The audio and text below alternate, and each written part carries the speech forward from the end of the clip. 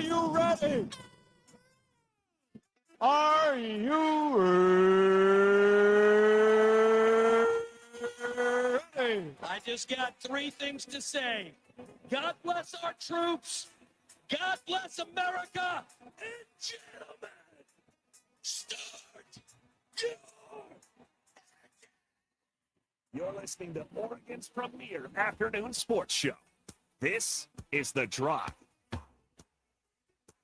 And a pleasant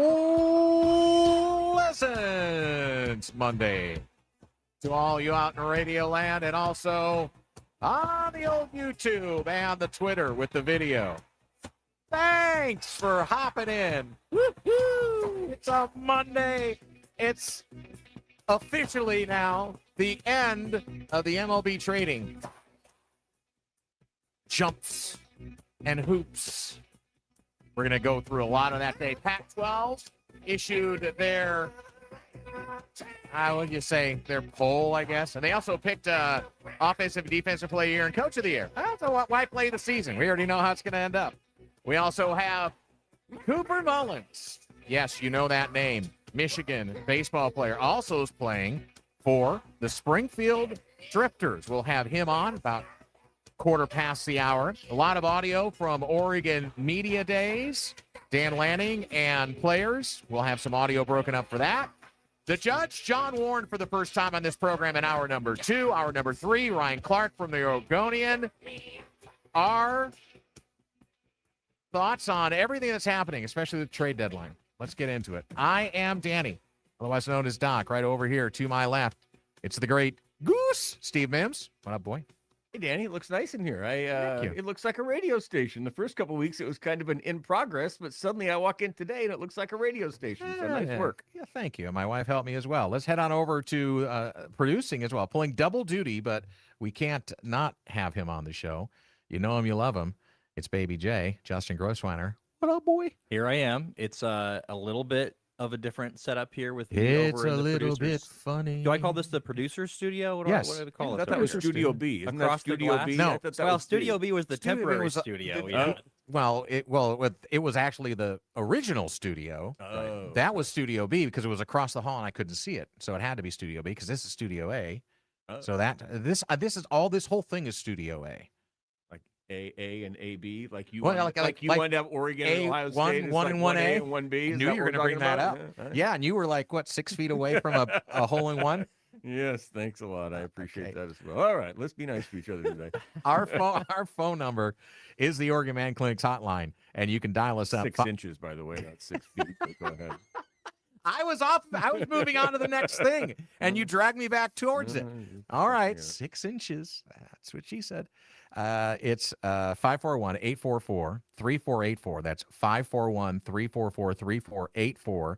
We also have the toll-free number for you for outside the listening audience. And hello, all you folks in Newport on KNCU, Fox Sports Newport.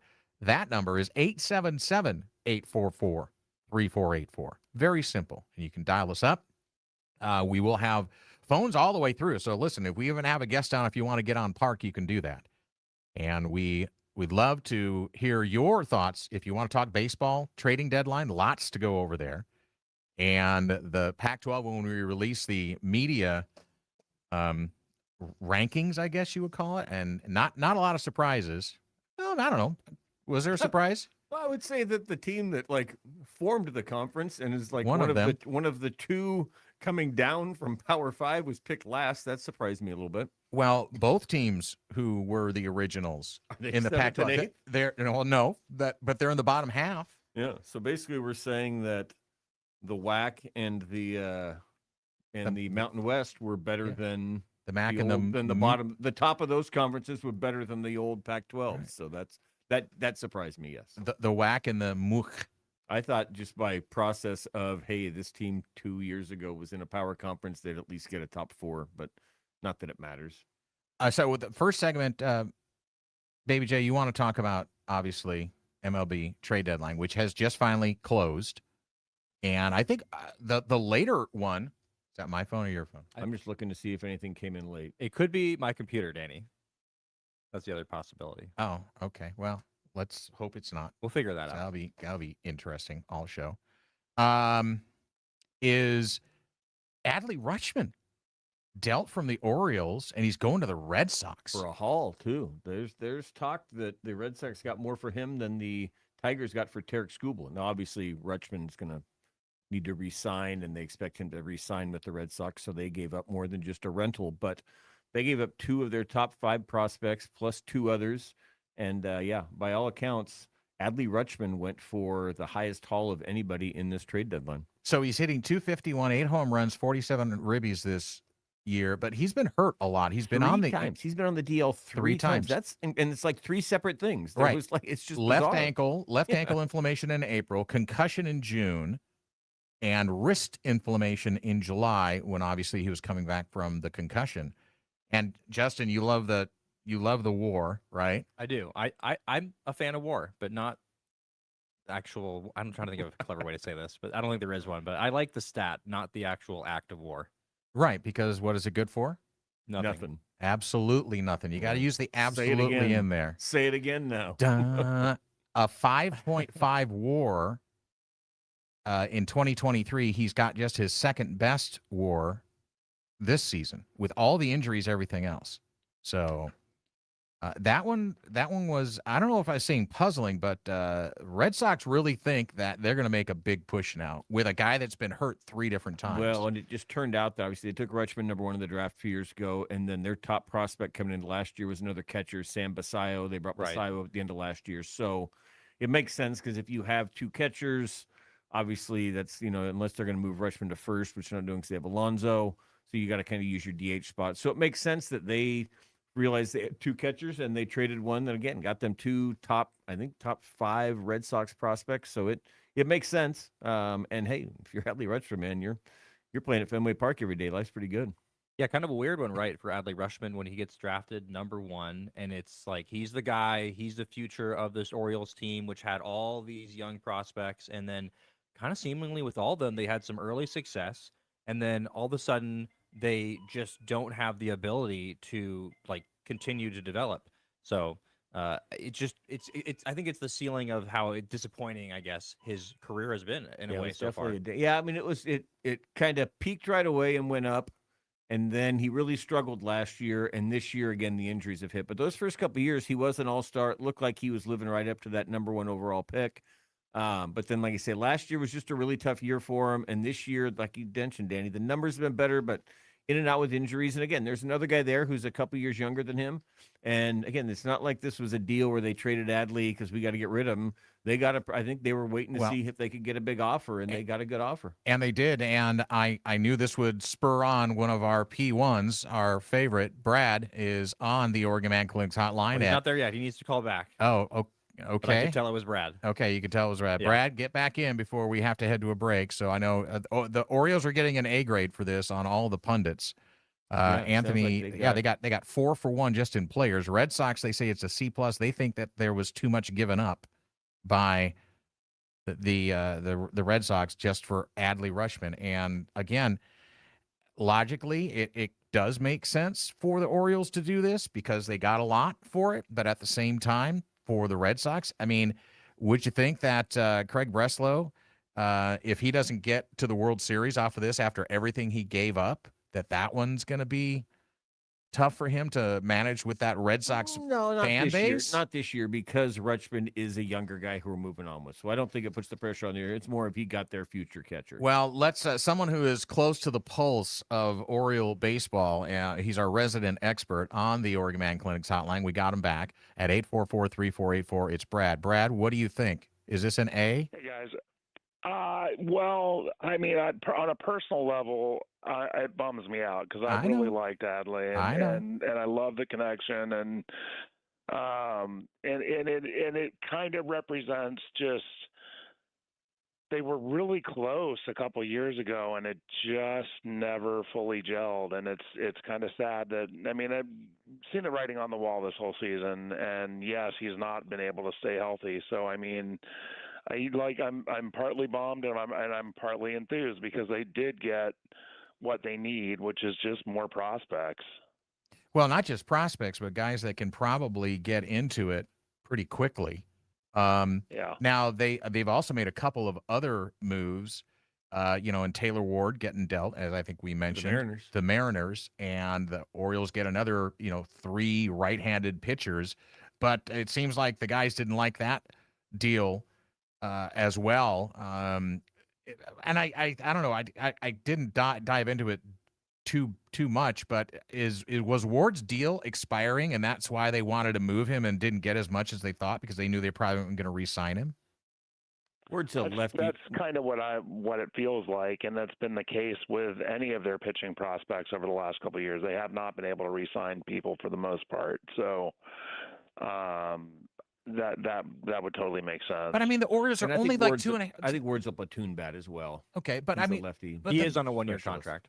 Yeah, okay, that's what I thought. This is the Sports Animal and the Drive. Thanks for hopping on. We got Brad on the line. We're talking a little Orioles because that's Former Duck in that trade, by the way, too.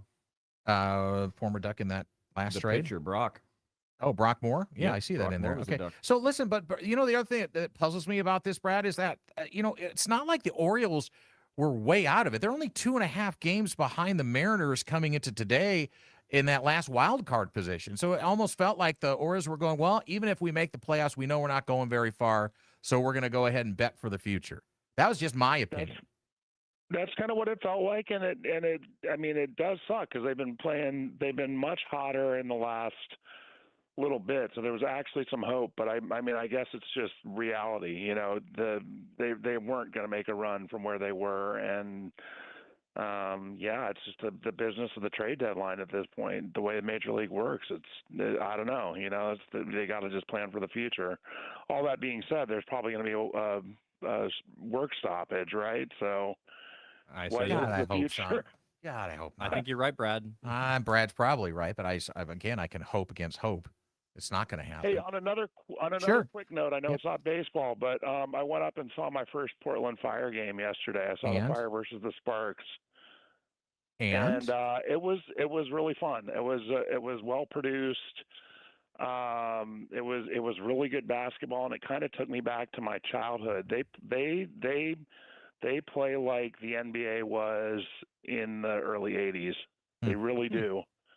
It is extremely physical, and I almost wonder if there's like some subconscious, like if they're just proving they're tough or something because it's women's basketball, but like they were getting away with stuff that absolutely would not fly in the NBA, and it was kind of trippy to watch.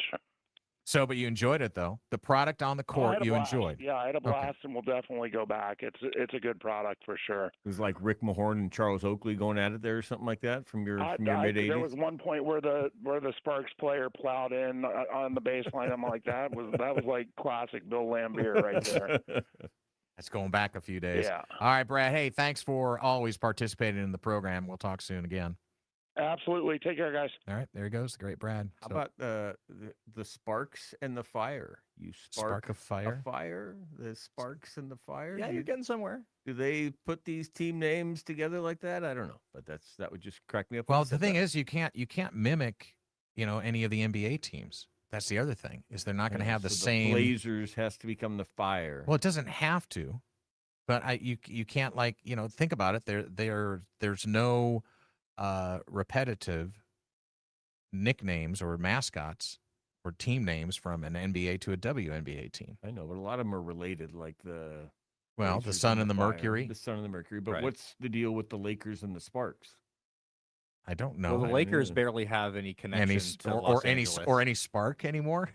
Well, but I mean, they're the Minneapolis Lakers. True. That's the only reason why they're called the Lakers in the first So, place. look at Baby J with the history. 10,000 lakes. He up just there. landed that like Yeah. a 9.9 Why from the are- Swedish well, hey, judge. And why are the Utah Jazz? Why did the New Orleans Jazz, which makes a lot of sense? Right, Have you right. been to a lot of jazz concerts in Utah these days? No, have not. I bet not.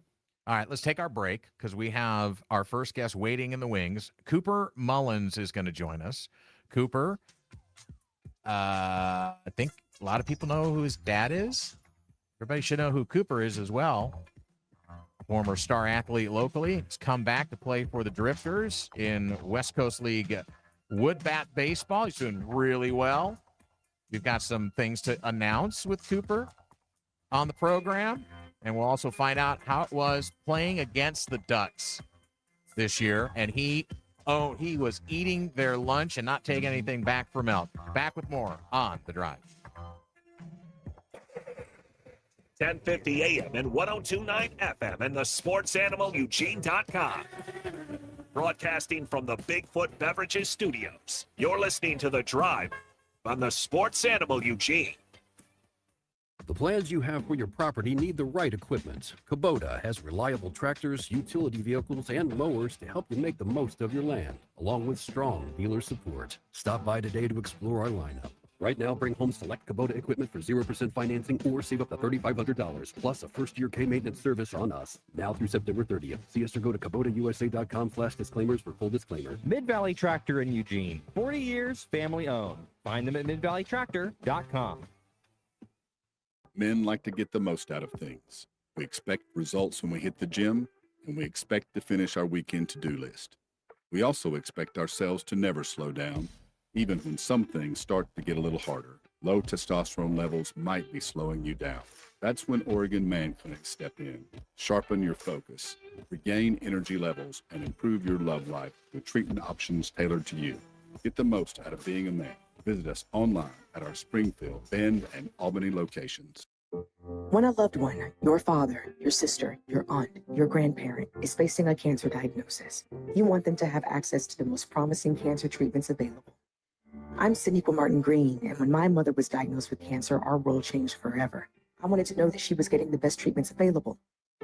This experience made me so passionate about spreading awareness of treatment options, including clinical trials. That's why I'm joining Stand Up to Cancer to get information to the people who need it most, those who have been diagnosed with cancer and their loved ones. Clinical trials introduce new hope for patients, providing access to cutting-edge and potentially life-saving new treatments, while patients receive the best current care or treatments available. My hope is that all people diagnosed with cancer have access to effective treatments that will make them long-term survivors, like my mom. Talk to your doctor to see if a clinical trial may be the best choice for you or a loved one.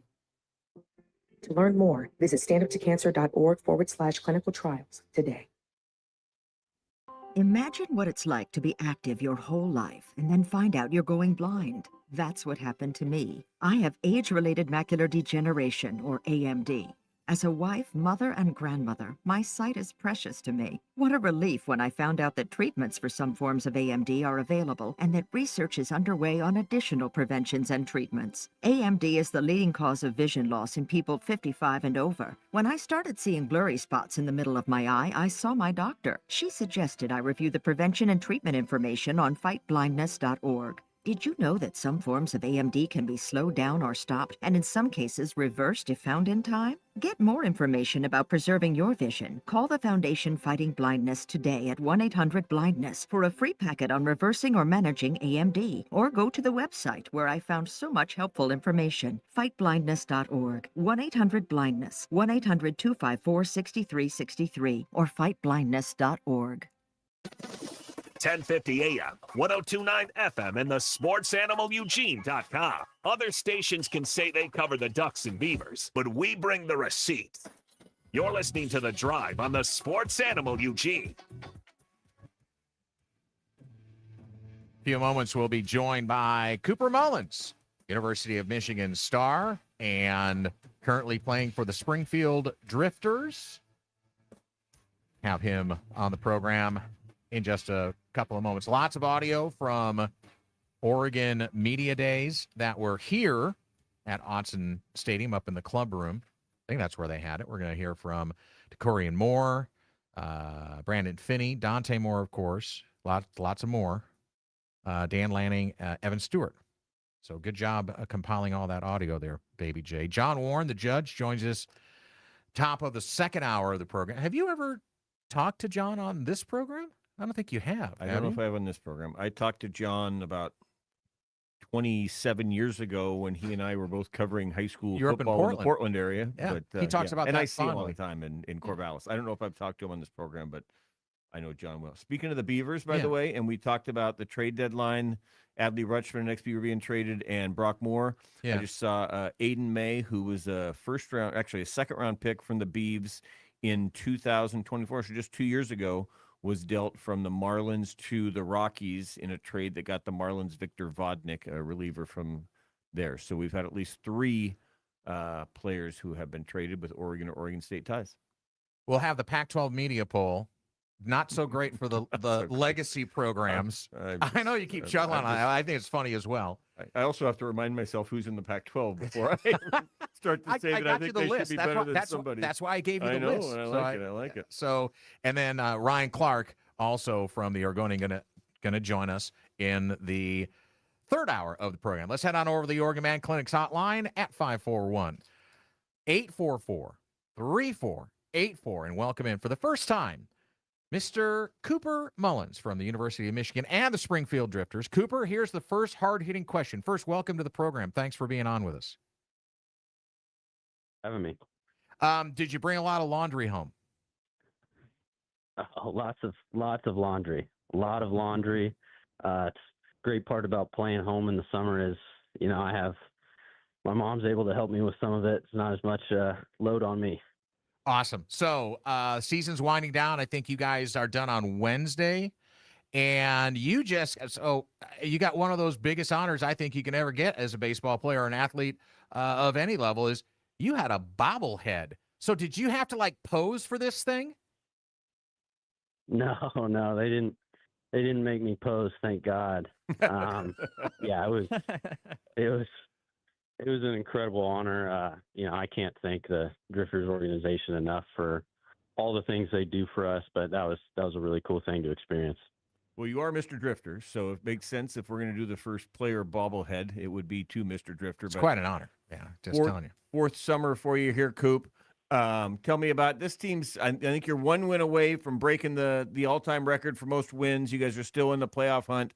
Out of the 4 years you've been here, team-wise, it feels like kind of not only on the field but off the field as well. Kind of this Drifter, which has been only 5 years in existence now. Have you seen kind of its brand growing a little bit more and people taking a little bit more notice of what you guys are doing over there at Hamlin? Oh, for sure. I think this year our crowds have been a lot better. I think we've been playing a lot better baseball, and it's been a lot more fun this year, just being able to win some games and play in front of some cool crowds. And our organization does a great job. The bobblehead night, we've had 3 fireworks nights. We've done a lot of cool promotions. They do a really good job, and our fans have been great. When you go back to Michigan, are your teammates going to be asking if they can find a bobble? Are they going to be going on eBay to see if they can find some Cooper Mullins bobbleheads? Great question. Oh yeah, I got some texts from some buddies over there trying to get me to take some over, so I'll bring some back for those guys. Awesome. Hey, also in a part of this year, Nolan Miller, a Sheldon grad, and you have been teammates now for 3 years here. You guys are kind of going back and forth. You've got the RBI record now. There's 3 games left. I think you're at 31, and Nolan's right behind you, and you broke his previous record. How much is this on the line these last 3 days? You and Nolan got some wages on the line or personal pride, but as you try to hold off Nolan for this record, what's that friendly competition like? It's super fun. Nolan's a great player, great teammate. He's fun to be around every day.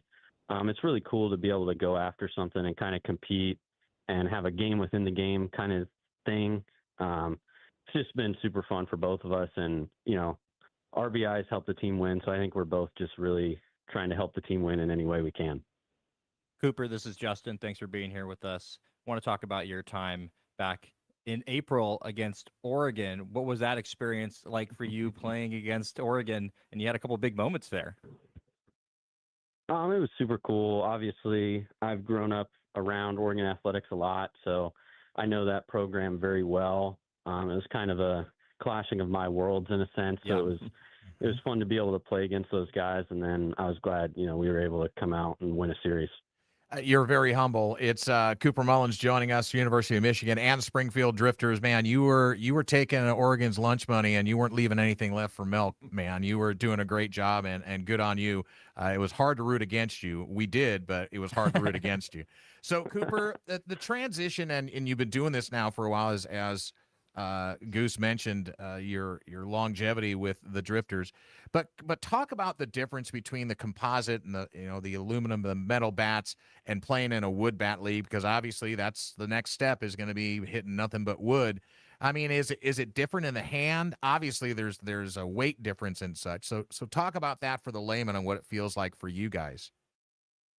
Right. I think there's some differences, but I think it's more similar than people realize. It sounds different off the bat, but the biggest difference, at least for me personally, has been the sweet spot. So on the metal bats, you have a lot more room for air. You can hit it there's a larger portion on the bat where you can hit it really well and hit it hard. On the wood bats, that kind of area is smaller, so you have less room for air in that sense.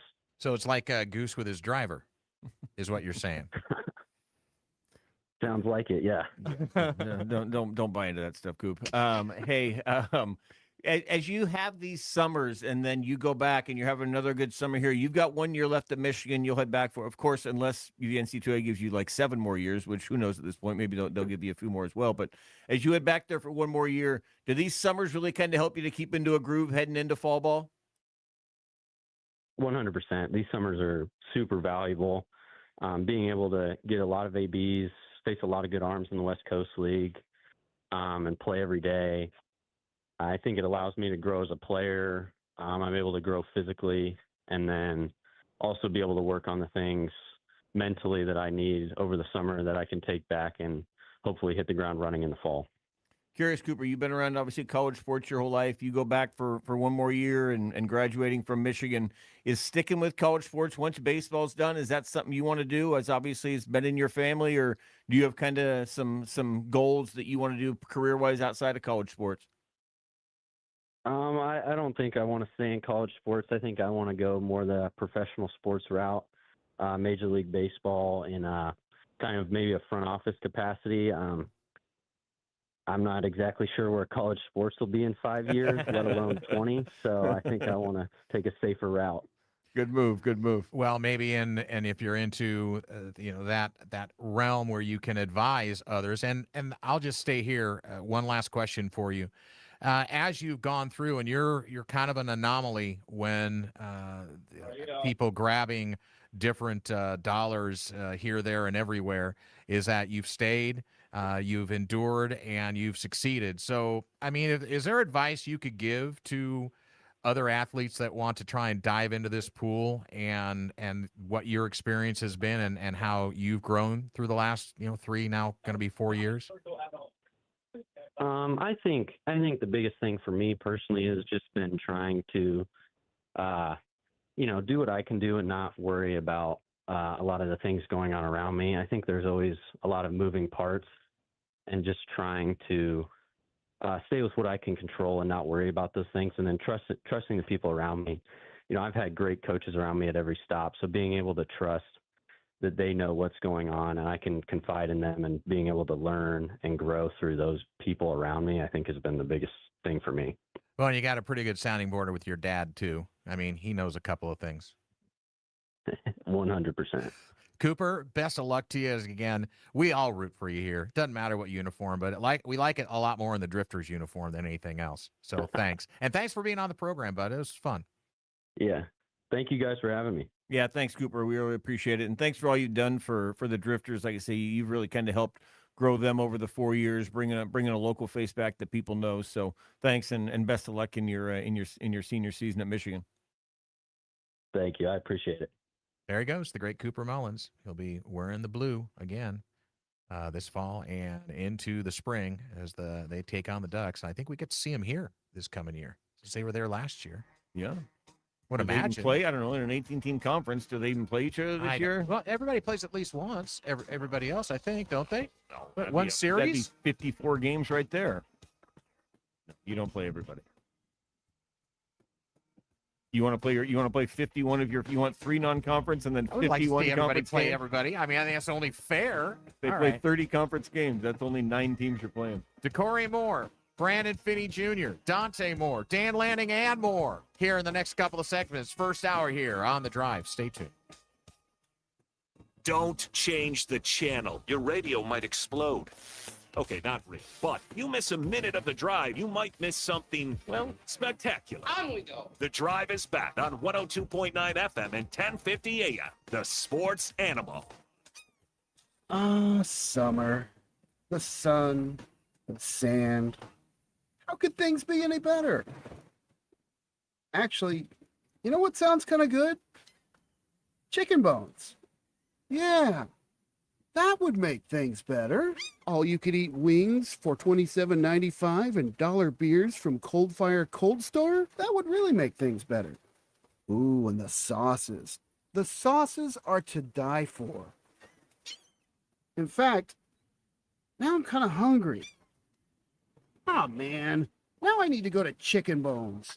Make no bones about it. Chicken Bones has the best wings in Lane County. All you can eat wings, great sauces, and awesome burgers. Open daily at 11 a.m. on Pioneer Parkway in the Safeway Center. Check us out on Facebook or call 541-726-0111. That's 541-726-0111. Chicken Bones, chicken with an attitude. Don't give wildfire a path to your door. Prepare your home and yard before fire strikes. Clean your roof and gutters of leaves and debris. Limb up trees. Space those plants. Cut your lawn short, and if possible, keep it green. It's called defensible space, and it works. Go to keeporegongreen.org to learn more. What if high schools could totally rethink high school? What if we told you that some already have? That right now, the love of teaching and the love of learning are colliding in schools that extend beyond the walls of a classroom and into the community. Imagine high school and museums, or gardens, or maker spaces, where the lessons are relevant and every kind of learner can lean in, where students are learning math and history, and art and physics, collaborating and graduating ready for college, for careers they care about, and life. What if we told you that right now, the powerful change we're seeing in high schools across the country is possible in your neighborhood too? Don't believe it? Watch now at rethinkhighschool.org. Happy kids heal faster. That's why Starlight Children's Foundation is dedicated to improving the mental well-being of sick kids, regardless of their illness or injury. When a child is hospitalized, the happiness of childhood feels out of reach. But that's where Starlight comes in. We provide entertainment through our gaming stations, comfort with our specially designed hospital gowns, play with our toy deliveries, and distraction through our virtual reality headsets. Starlight programs are what happiness is made of. The things that make being a kid special. The simple power of a smile. Delivered to over 800 hospitals across the country can make a lifetime of difference for sick kids. Learn more at starlight.org. Sometimes they're right. Rest my case. Sometimes they're wrong. You want answers. I want the truth. You can't handle the truth. But no ears were harmed in the making of their disagreements. I don't know what we're yelling about. You're listening to The Drive on the Sports Animal Eugene.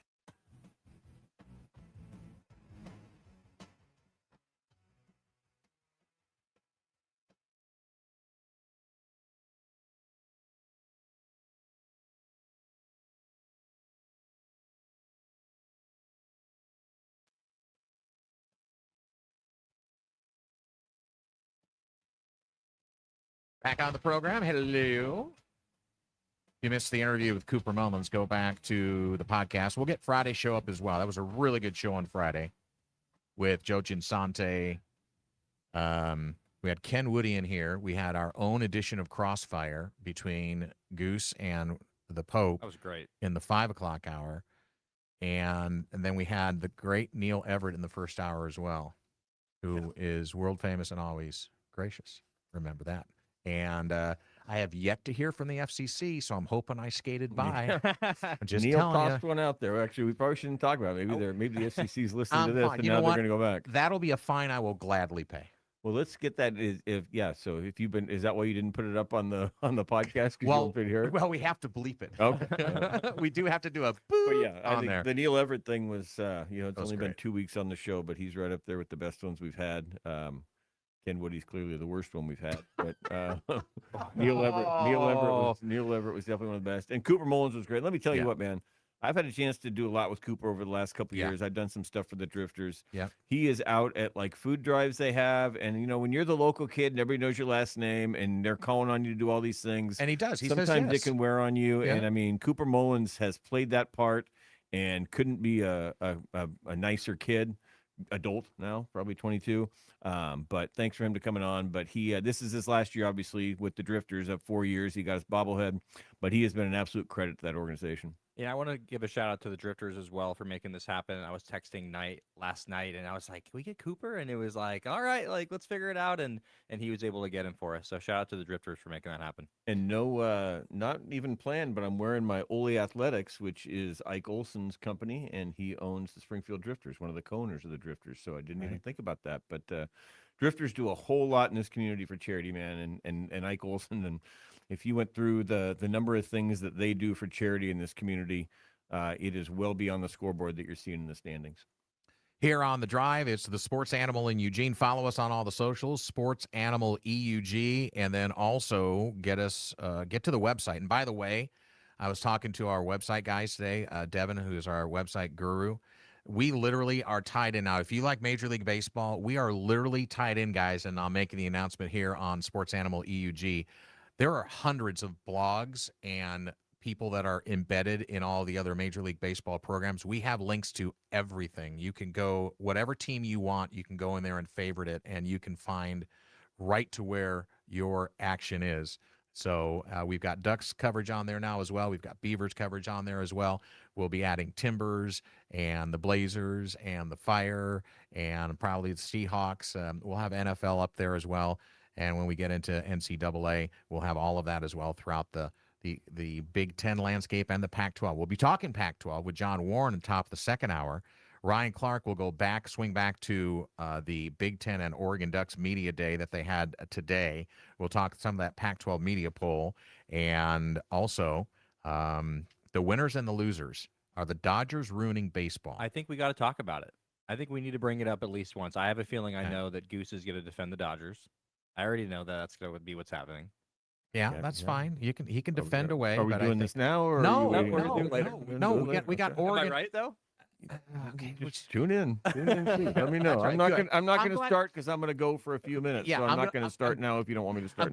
I'm glad you're teasing. Okay, that's you fine. go. But go to sportsanimalEUG.com. You can also listen to the show live through the web and also on the YouTube. It's a good and also website. on the- I'm running through it right now. Isn't that great? The outside looks good. This is like a real thing we got going. When you talked about us doing this, I kind of thought it was might gonna not be real. rinky-dink? Yeah, I didn't know if it was going to be real or not. This is kind of a real thing. It You feels like. actually thought this was going to be rinky-dink. I thought we were going Okay. to do it for like a week or two, and you were like, "Yeah, well, it wasn't really a thing." But no, it turns out this is kind of a thing. Okay, Cool. so let's where do we want to start, guys? Do we want to hear from Coach Lanning? And Yeah, we got to start with Lanning. let's right? start with Lanning, and then let's move because we got two segments to get to. We got to get through the top of the hour. And by the way, if you want to chime in on anything we've just talked about or anything else as you hear it throughout the program, please do. The Oregon Man Clinics hotline at 541-844-3484. Toll free, out of the market if you're in Newport listening to us right now. When I say out of the market, we're in Eugene, but Newport folks are online with us as well at 92.7 KNCU. That's Fox Sports Newport. You can give us a call toll free 877-844-3484. All right, Dan Lanning. Now, I think it's going to be a question he's going to have every single year. It's going to happen every single year. Hey, you were on a team in Georgia that won a national championship. How does this team compare to that one? Well, it's just on paper right now. I can answer this one for Coach. We haven't played a game yet. How do I know how they're going to compare? It's practice right now. I mean, comparing how they conditioned, comparing how they practice. That's a fair question, right? I mean, No? he kind of has an idea what his roster looks like. It's not like this is some, they threw 500 names in the hat and you just That's the way pulled he some answered it random last ones year. out. I'm just saying he has a pretty good, and he doesn't know are they going to be as good at the end. That's right. But he could compare going into that year what his Okay. defense. No, maybe not the whole team because he was a DC, but I think it would be fair to say, hey, how does this defense early in the season compare to that? Well, let's hear what the coach had to say. So far ago, remembering that moment specifically and what that looks like going into fall camp. I think we've always, as a coach, you're somewhat of a pessimist sometimes on what you are really capable of, what you have, and you really just focus on problems. We had problems then that we wanted to fix. At Georgia, no different than we have things that we want to fix right here at Oregon. But both teams were certainly talented. Both teams had good experience coming back. So I think that in that piece that we're very similar. So I think the question that was asked was one that had to deal more with like leadership and competitiveness, which is that if you frame it that way, I can get into that one, and he answered it. I think. Don't It was, you guys think he kind answered of it? a classic It Dane was Lanning. still coach speak, but especially this year, because I mean, he does have a quarterback back. He does have an entire defense. I mean, he has key positions that are filled with veteran players. So in terms of leaders, there's some years, yeah, you can say, man, we'll see who steps up to be the leader. But I would hope that he at least thinks he knows who's going to be the leader with all the people coming back. But maybe somebody else emerges as well. So there's still more developing news on this whole 5-for-5 thing that's going on. There's some clarifications coming from the judges. Maybe that's a tomorrow thing that we can dive into a little bit more because we got a pretty stacked 3 hours today. And I don't think anybody asked him that question. At least we didn't pull an audio. But we did, and we have been talking about transfer portal and how many transfer portals we have and when they are and such. And so Coach Lanning was asked about just getting a one transfer window and the time when it is. I don't know how much it changed it. You know, you get to the end of the spring and you say, okay, this is who we got. You got to work with the guys you have. You know, I think it created a little bit more of a focus on improvement rather than figuring out, okay, is this guy comfortable in his role? Does he want to leave? Does he want to stay? I think us having the chance to say, walk into the spring, know who our team is in spring ball, and work with that team, you know, all spring and summer, I think it's a huge benefit. Obviously, the negative is the portal opens while the season's still going on, and you deal with that a little bit. So, doesn't change the construction a ton. You know, even going in spring last year, you want to build the best team you can possibly build before you get to spring, right? And that's no different. But you do then have the opportunity to say, okay, here's a hole that maybe we want to fill. Here's a hole that maybe we want to look at, where you can bring guys in that can make an impact, and that wasn't the case this year. Yeah, I mean, he's certainly been portal friendly in the quality over quantity. Oregon hasn't been one of these that's going in and getting 30 guys and feels like they need to kind of turn over the roster, but they've gone and gotten is it Parrish? Yeah, Coy Parrish from Minnesota. The safety who comes in there. Obviously they went and got a backup quarterback in Rayola. They got some receivers through there. So they've kind of seen, hey, here's a sort of some starting spots that we would like to fill and have hit transfers in those, as opposed to some, and typically it's new coaches, but as opposed to people who are like, hey, we don't like what this team was and we're just reshuffling it. He's always just kind of and hit on some pretty high numbers in terms of the quality and, you know, the top guys who were in the thing, but hasn't tried to kind of turn the roster over year to year. Well, mostly it's been on the line, and he filled more in the offensive line this offseason and then the defensive line, and that's where he's gone out and gotten like a Bear Alexander and Bear staying for another season. Yeah, Michael Bennett is another guy that, kind of like you're talking about, is going to potentially fill in the starting part of that offensive line. I think that there's a quote we're going to get to in a little bit from Brandon Finney about the self-awareness of this Oregon program. Yeah. I think that when it comes to the one window transfer portal, it's like not going to be earth-shattering for Oregon, because Oregon, when it comes down to it, they're just kind of prepared for everything. So like you said, it isn't a quality under quantity. It's about the quality of players they're getting. You talk about Iverson Hooks as one of those receivers, somebody that I think is pretty interesting and not really being talked about coming into this year, but they know when to pick their spots. And Oregon is always going to know when to prepare for this next stage of how things are going to work and the logistics of college football. I think they're going to always be able to do it. Well, I think they target and attack is what they do. They have a list. It's kind of like when you have somebody you know is going to be possibly shuffling out. You've got a list of 5 people that's like, okay, I'm going to start with here.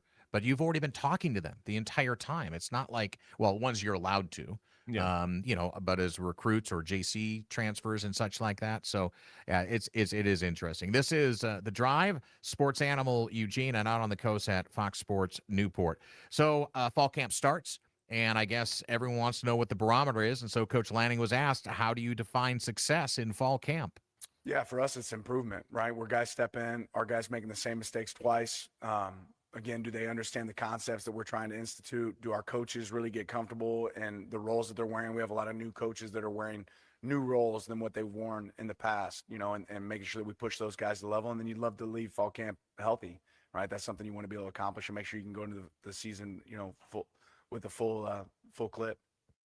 So let's dive right into one of the biggest questions coming into this season. On some people's minds, not on Goose's mind, is the positive and negatives of new coordinators stepping up, but guys that have been within the program. Yeah, there's benefits. There's positives and negatives to each one of those things, right? When you stay in-house, maybe you don't create as many new ideas. I'm really excited about the new ideas that we've had brought with both those guys. how much of an adjustment. It's an adjustment, but it's one that we've been through. 2 is a little bit different than 1. But I think there's always a lot of communication on coaching staffs that do a good job. And the key is how quickly can we all be on the same page. There's not drastic changes schematically in what we're doing with the new hires. So now it's more about experience and giving those guys the time and the opportunity to lead the coaches, lead the players, and go execute on the field. Let's jump to DeCorey Moore, because this kid is, I mean, I think the ceiling, and I don't want to jinx anything or such, but there's a real possibility this is the last year we see him in an Oregon uniform. Let's just be real about it, especially if Dante Moore is going to be expected to have the season he has. DeCorey Moore is one of his favorite targets, although now he's got Evan Stewart on the other Only his side. second year, though. So doesn't he need another? Oh, does he need one? Yeah, I thought it was he his needs second. another Oh, year. see, Yeah. I'm losing track, everybody. So All right, the eligibility stuff, you just never know nowadays, Danny. I can't keep track of this, man. I'm You just think trying to he's stay transferring? Are you upright. predicting he's transferring after No, this year? That's why he's no, last no, year? God, no, I'm not going to do that, sir. You're going to get everybody calling me. All right, let's get Hot to take, Danny. No, I'm not a hot take guy at all. DeCorey Moore. Let's start with the availability of being at his best, and that You'll probably hear it a lot, but the best ability is availability. And I wasn't very available last year towards the middle of the season. Of course, I got hurt, and I was out for a couple of games. So the one thing, like I said, I took away from last year was just staying in the treatment room a lot because it came back to bite me last year. So just trying to make sure I stay good on my health and stuff like that. I think I'm gonna be probably one of the best receivers in the nation next year. Throw it out there, and you better be confident in yourself to do that. You say, I'm going to be one of the better receivers in the nation. Certainly, he came in as the best receiver in his recruiting class. Absolutely. So you're now saying, if we're basing this on that he would be. Sounds like he's healthy, everything we've seen from DeCorey Moore. And look, there are a lot of positions where it's kind of hard to, maybe the number ones flame out at some things. Receiver tends to be the Jeremiah Smith was the number one. Yeah. Last year was the Malachi Toney from Miami was, the guy right there with DeCorey, and he had a year. So they don't tend to miss on those. And if DeCorey Moore has a healthy year, he would be up there. But yeah, certainly like the confidence. And now you got to go back it up. I think he hit on the biggest thing, too, was that he just wasn't available for a lot of those games last year. And it kind of felt like at the end of the year, the whole room was trying to figure it out on the fly because they just hadn't really all played together for a long time. They kind of came back at the very end. Of course, Evan Stewart, we thought might come back. He didn't. But I do think that the biggest thing about this team will be how will they all mesh together, because there's just a lot of guys. So let's have DeCorey Moore explain what the one word is to describe this team. Dedicated, for sure. Just because I kind of compare it to how my high school season went, or how high school career went. My first year, I made it to state, lost at state. Second year, won it all. Third year, won it all. You know what I'm saying? So I kind of compare it to that. The first year, we experienced, a lot. New team, new coaches, new culture. This year it's the same thing, but I feel like we got a lot of players back, so we kind of know what the standard is. And like I said, we just trying to figure out a way to elevate it and make it to where we can still uphold that standard. That's DeCorey Moore, wide receiver extraordinaire for the Oregon Ducks. So we still got to get through Brandon Finney Jr., Dante Moore, and Evan Stewart. We'll do all of that before we get to the top of the hour. So stay with us. If you're online, hello on YouTube and Twitter, over the air at 92.7 KNCU out there on the coast, in the valley at 102.9, 1050 AM. That is the Sports Animal. This is The Drive. Nothing is too big for the sports animal to handle. That's what she said. You're home for me, Dan Patrick, 6 to 9 a.m. weekdays, and The Drive with Danny, Steve, and Justin from 3 to 6. This is the sports animal. Are you curious about who offers the best deals on top-rated Samsung, LG, and Sony TVs? The answer is surprising. It's not online, and it's not the warehouse clubs. The best deals on top-rated TVs are at Video Only. Don't believe it? Then check out the trade-in deals at Video Only. How about $500 for your old TV? Try doing that online. Before you buy that new TV, drop into Video Only. If you don't, you'll be sorry. Babes, what are you doing? What? I'm just mowing the lawn. No, it's blazing hot and dry out here. Don't you remember? Smokey Bear says. Avoid using power equipment when it's windy or dry. Where'd you learn this? Oh, it's on SmokeyBear.com with many other wildfire prevention tips. Right. Thanks, Honey Bear. Because remember, only you can prevent wildfires. Brought to you by the USDA Forest Service, your state forester, and the Ad Council. School sports are played by humans, coached by humans, and officiated by humans. So the next time you're sitting in the stands at a school athletic event, please remember this and maintain your humanity, especially when it comes to judging and critiquing athletes, coaches, and officials. Please show your fellow humans some respect. They'll appreciate your empathy.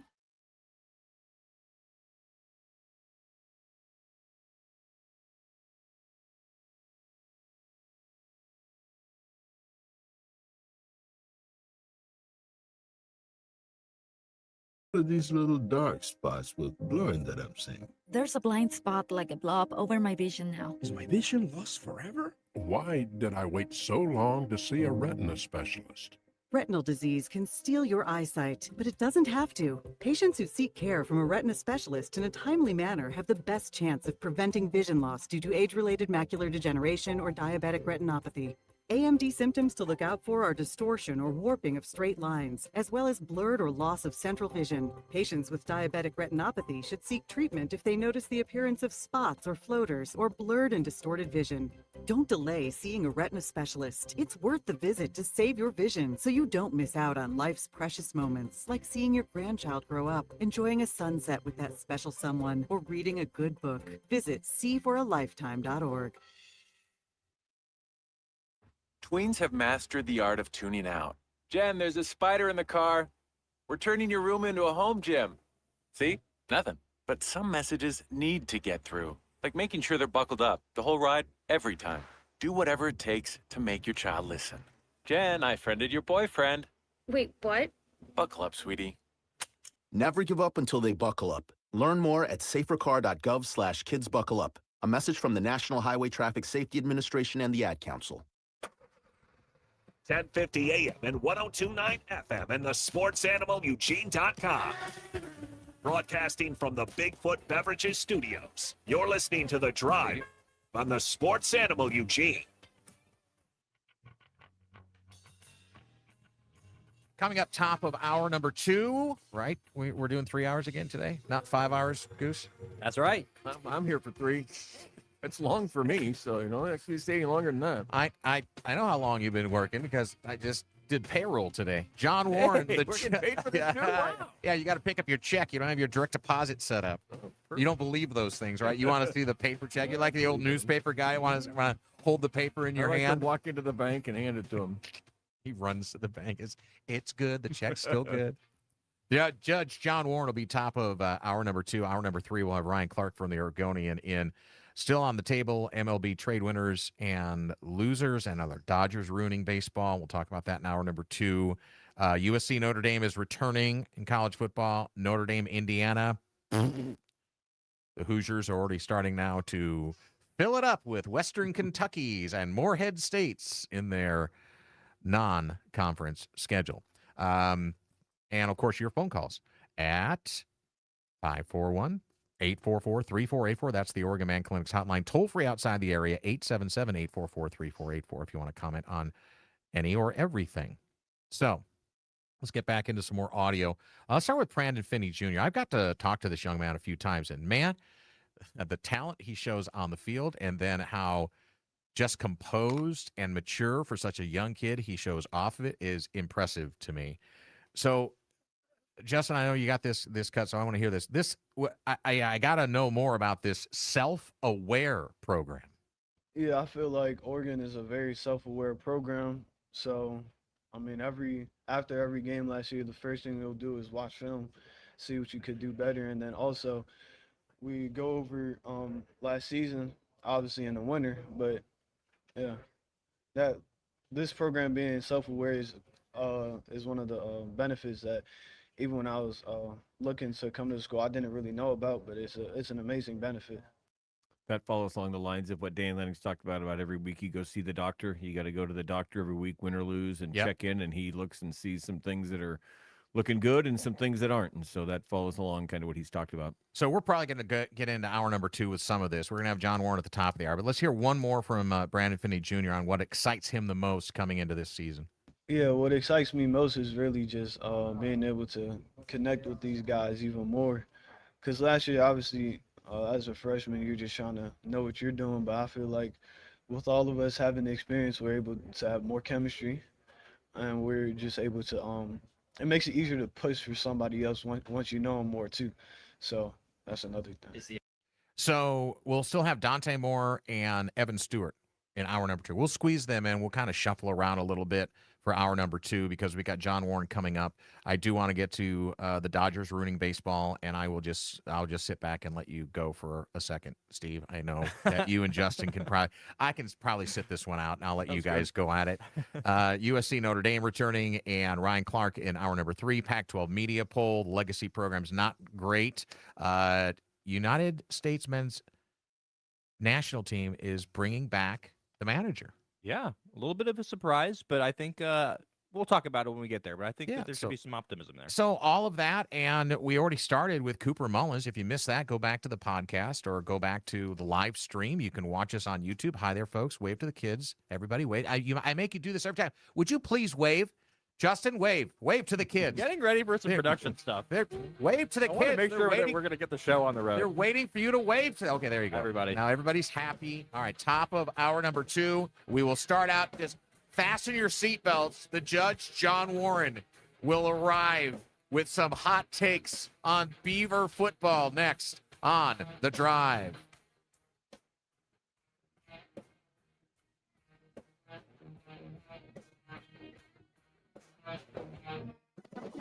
1050 AM, 1029 FM, and the SportsAnimalEugene.com. Other stations can say they cover the Ducks and Beavers, but we bring the receipts. You're listening to The Drive on the Sports Animal Eugene. It kind of sneaks up on you. You're more tired than you should be, a little less focused, a little less motivated. Maybe you've gained a little weight. It's normal. A lot of men experience it, but that doesn't mean you have to live with it. At Hale Men's Clinic, personalized testosterone therapy can help you restore your energy, your clarity, your edge. Real solutions, real results. Hale Men's Clinic. Feel good now. Curious about your levels? Walk into Hale Men's Clinic in Eugene, Bend, or Roseburg for your free testosterone test today. More info at halemensclinic.com. If your credit card bills have gotten out of hand, call Consolidated Credit now. If the interest rates on your credit cards are so high, it'll take years to get out of debt. Call Consolidated Credit now. They've helped over 10 million people. Without destroying your credit, they can reduce your interest rates, lower your total payments up to 50% to get you out of debt fast. For a free consultation, call Consolidated Credit now. The program works. Call 800-499-4107. 800-499-4107. 800-499-4107. Consolidated Credit Solutions Incorporated, 5701 West Sunrise Boulevard, Fort Lauderdale, Florida 33313. Licensed by the New York Department of Financial Services and by the Vermont Department of Financial Regulation. Kansas CSO 0019051. Maryland DM 1492. Oregon DM 892. Licensed by the Virginia State Corporation Commission, license number DC83. Service may adversely affect the individual's credit. Non-payment of debt may lead to additional finance charges or collections activity, including legal action. Actual interest rates, length of program, and monthly payment reductions will vary by consumer and creditor. Yours could be higher or lower. Not a loan company. We do not lend money. Every 36 seconds, a vehicle is stolen in the United States. Cars are an important investment, and you have the power to protect it. Remove valuables from your car or place out of view. Roll up your windows completely. Don't leave your car running while unattended, especially during the winter. And always lock your doors and take your keys or fob with you. If you know something about a vehicle theft, call us at 1-800-TEL-NICB. This is a public service message from the National Insurance Crime Bureau. Hey Max, you look absolutely dashing in that purple tie. Ready to harness the world? You bet, Daisy. I'm ready as I'll ever be. And might I say, your purple tie really pops with your vest. Thanks. I almost went with a cape, but didn't want to come across as pretentious. Nonsense. Anyone in our line of work should rock a cape. You might be onto something, Max. Phew. So here we go. First day on the job. We've got this, right? Right. Don't forget, we both graduated from Dogs Inc. with honors. Which means I can guide my human around a busy city with ease. And I can give my human a restful night. I hope my human is kind and loving. And I hope mine likes wet kisses and zoomies. Ready to make a difference? Born ready. Let's go. Discover how extraordinary dogs like Daisy and Max change lives at no cost to the recipients. Visit dogsinc.org. KORE Springfield, Eugene, 1050 AM, translated on 275CX 1029 FM. This is the Sports Animal, Eugene.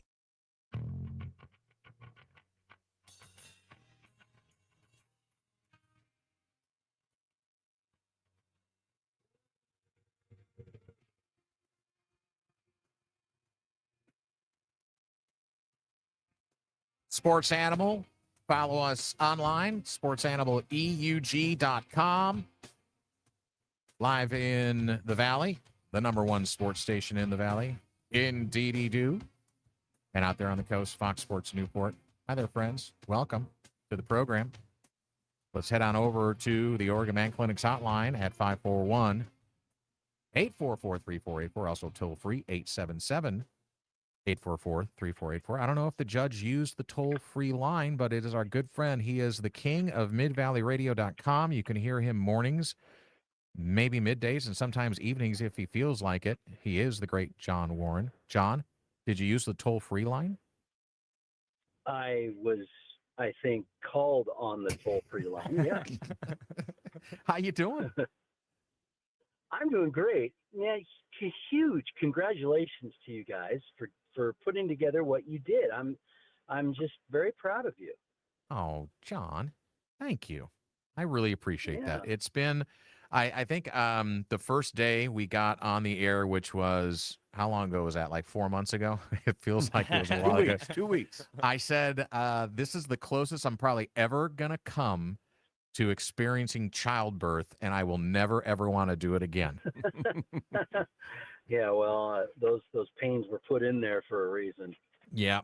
So speaking about pain, very cool. Well, thank you, man. I do appreciate it, and you got your own thing going there too. And I know it's been successful. I know you're going to keep rising with the tides. We'll keep our fingers in the dike, and we'll keep the bad guys away from us. So, Pac-12 is officially here. The new look Pac-12. John, you excited? I actually am. I am. I was real dejected. I think, like a lot of people. Let me turn my fan down. 2 years ago when this whole thing went down. But I'm excited. I just, it is what it is. We went through, I think it helped to go through 2 years as a Beaver fan and covering the Beavers and everything. 2 years of, exile, essentially, along with Washington State, so that we could appreciate this a little more. It's kind of where I am. I don't know about everybody else. Yeah, well, certainly I think that there is a lot to be appreciated with some stability for this team. But, of course, we are in media poll season, and I don't know if you saw that the media poll came out for Oregon State football and the Pac-12, and they were dead last, along with Washington now, State. I have to ask you where. Well. Yeah. Where did you see the media poll? Because I thought you were going to reference the three magazines, Athlon's, Lindy's, and Phil Steele, because all three of them have the Beavers dead last. No, this was the one that just came out from the Pac-12 itself, and they also have the preseason Offensive Player of the Year, Defensive Player of the Year, Coach of the Year. Yeah, it was voted on. Boise State #1, Washington State 5, Oregon State #8. I can guarantee you. Well, I can't guarantee you, but that will not happen. That will not happen. Okay. You heard it here first, folks.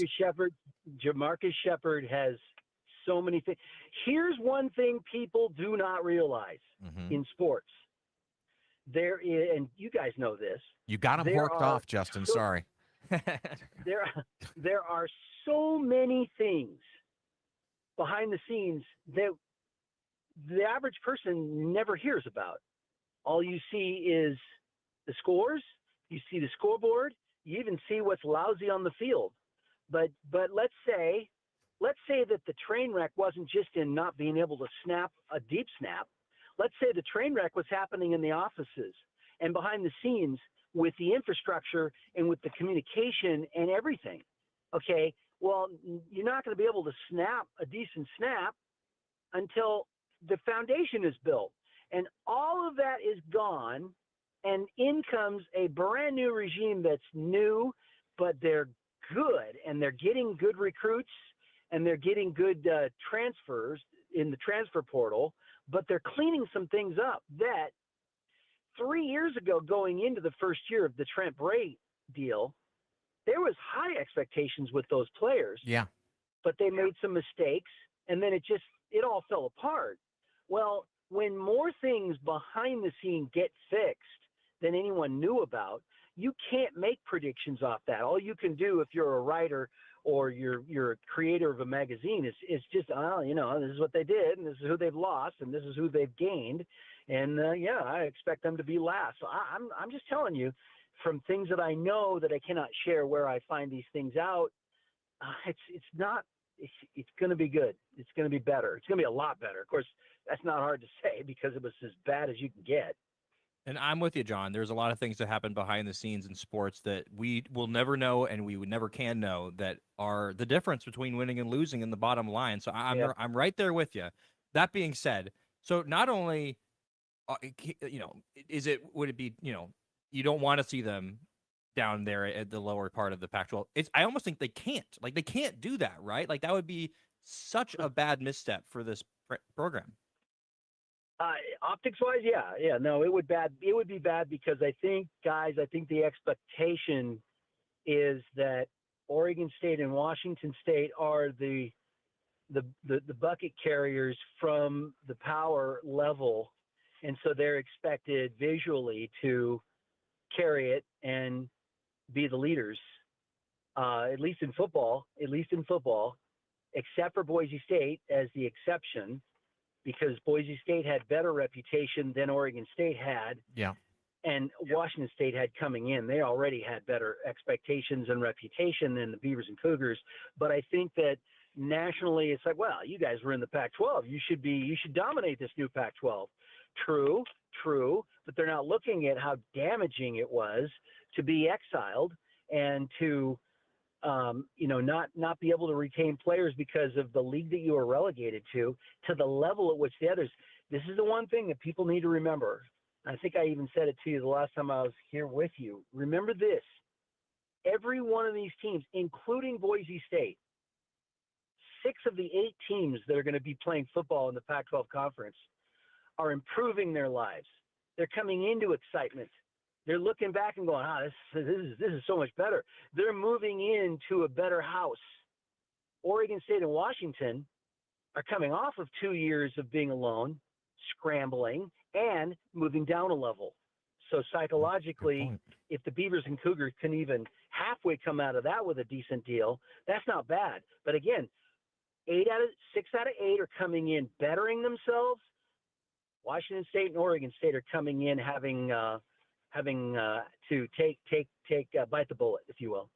Yeah, I'm with you, John. I'm really surprised that I would have thought that just people would look and say, hey, Washington State and Oregon State, they've always been in something that's better than the Mountain West and the WAC, so we're gonna do that. But hey, put that there. And I will also say, I don't want to question the validity of this, but I've never heard of one of the voters is from a publication called Win Now or Get Bent. Yeah, I pointed that out to him. It's just like, come on now. Am I supposed to take this serious? I'm not sure what Win Now or Get Bent is, but that was one of the voters. So hold on a second.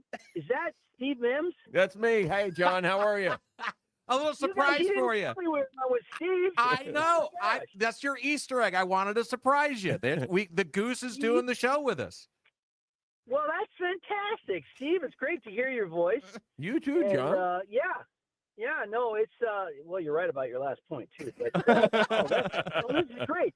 Oh, well, see, now I'm happy. Okay, now I'm happy. All right, I'm glad that this show just got a lot better in John's eyes. He just thought it was the Danny and Justin show again. Now he found out I'm here, and this show just got a lot better.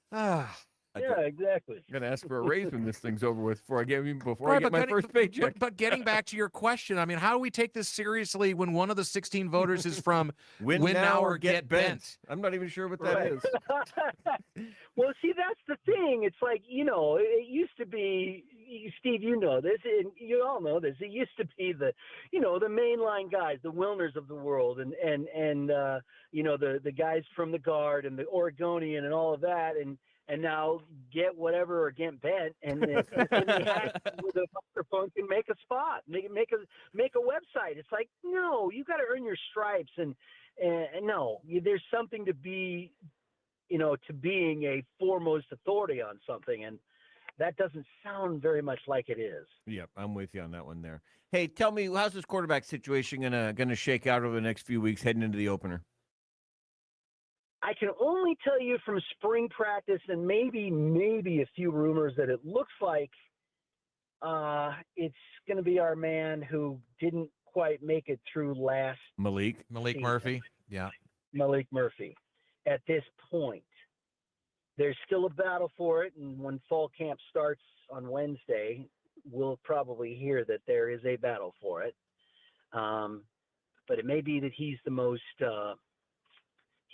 experienced coming back. We all know the problems. He won't run the ball. Well, there's a lot of problems.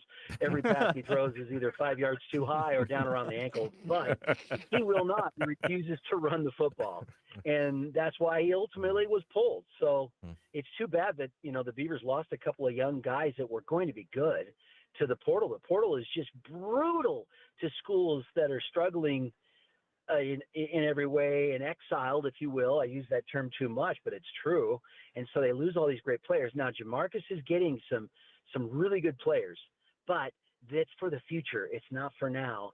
And I don't think that they didn't make any pickups in the quarterback position in the portal, really, that I know of. And if so, not enough to make any kind of a change from what I understand. So I would imagine that on Wednesday, when we hear from Coach after practice, that'll be the question. It's always about the quarterback, and I will manage to guess that it'll be something along the lines of, right now it's a battle for the job. It's the judge, John Warren, telling us how it is on the drive with Steve Mims is here with us. John, what is going to be the most important game here of the season for the Beavers? Probably the first one. I know you're on the road. You're playing at 9 o'clock in the morning. You're playing a team that you were up 17 on late and lost it. But it's not for that. It's not for even wins and losses. I think it's for how does the new staff, the new regime start? Did the Beavers clean up administrative penalties? Did they clean up things that are so easy to clean up that they have, which is basic things, snapping the football, deep snapping? Have they cleaned up all kinds of things? How do they look? And, Jamarcus said when he first got here, he's going to have these guys practicing and learning how to do everything right. If that means how to come out of the locker room, little details like that. And I really favor coaches that go on details of the simple things, because I've seen a lot of coaches up close while doing play-by-play and traveling or not, where they don't sweat any of the small stuff. They just go right to some big stuff.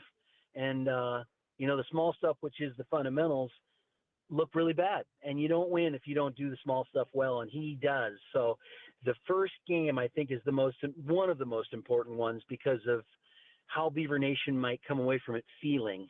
And, it's not an easy draw on the road at Houston. It's the great judge, John Warren, joining us. I want to talk about the fan base and the re-engagement there, but I've got to start here on the field, and I love the way you're talking about details. But this is a total take the house all the way down to the studs and obviously just obliterate the house and get all the way down to the foundation and build it back up. But they've got to get better. They've got to get better at special teams. Isn't that the easiest place to start? One would think, and I heard an interview recently where that wasn't even when asked.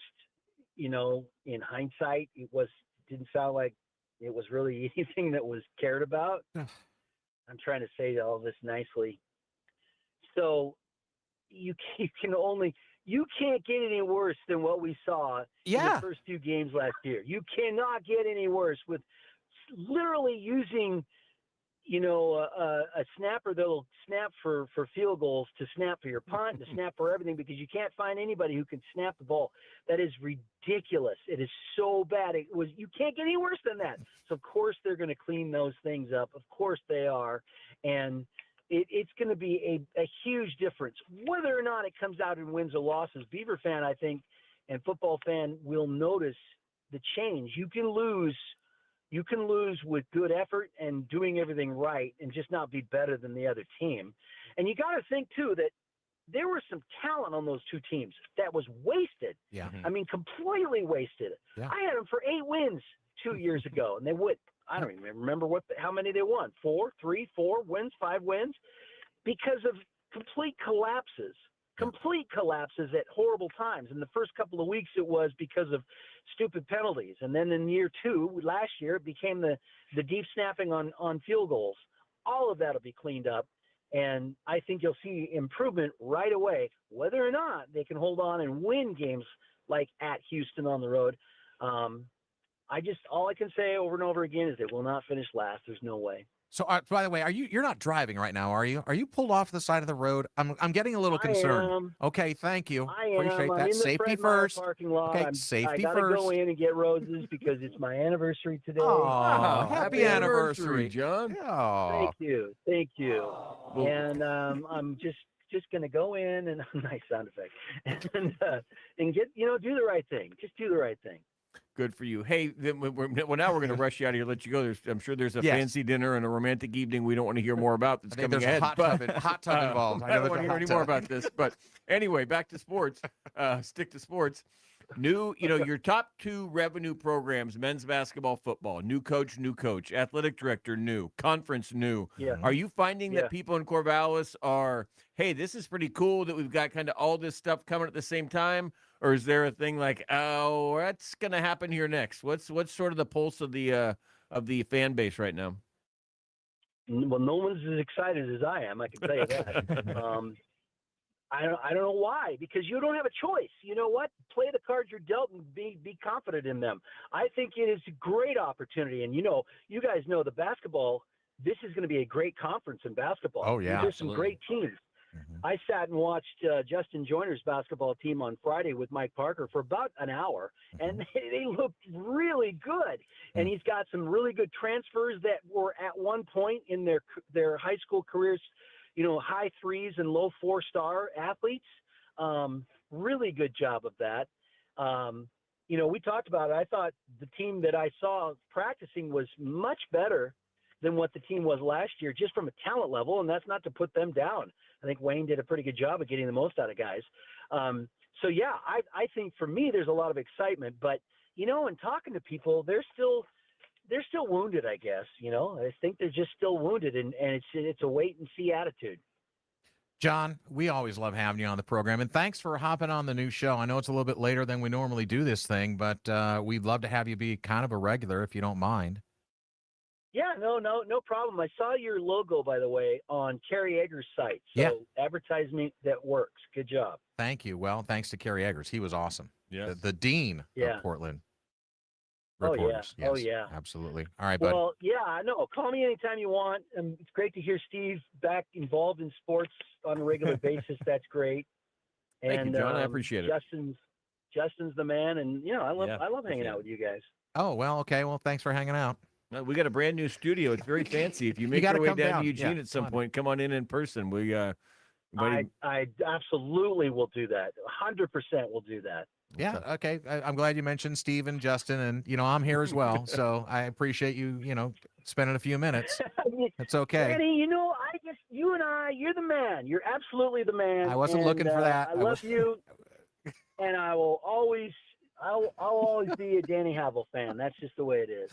I love you too, John. Thanks, Judge. Take care and happy anniversary. Happy anniversary Thank to you, you sir. and the missus. All right. All right. Talk to you guys later. We'll talk soon.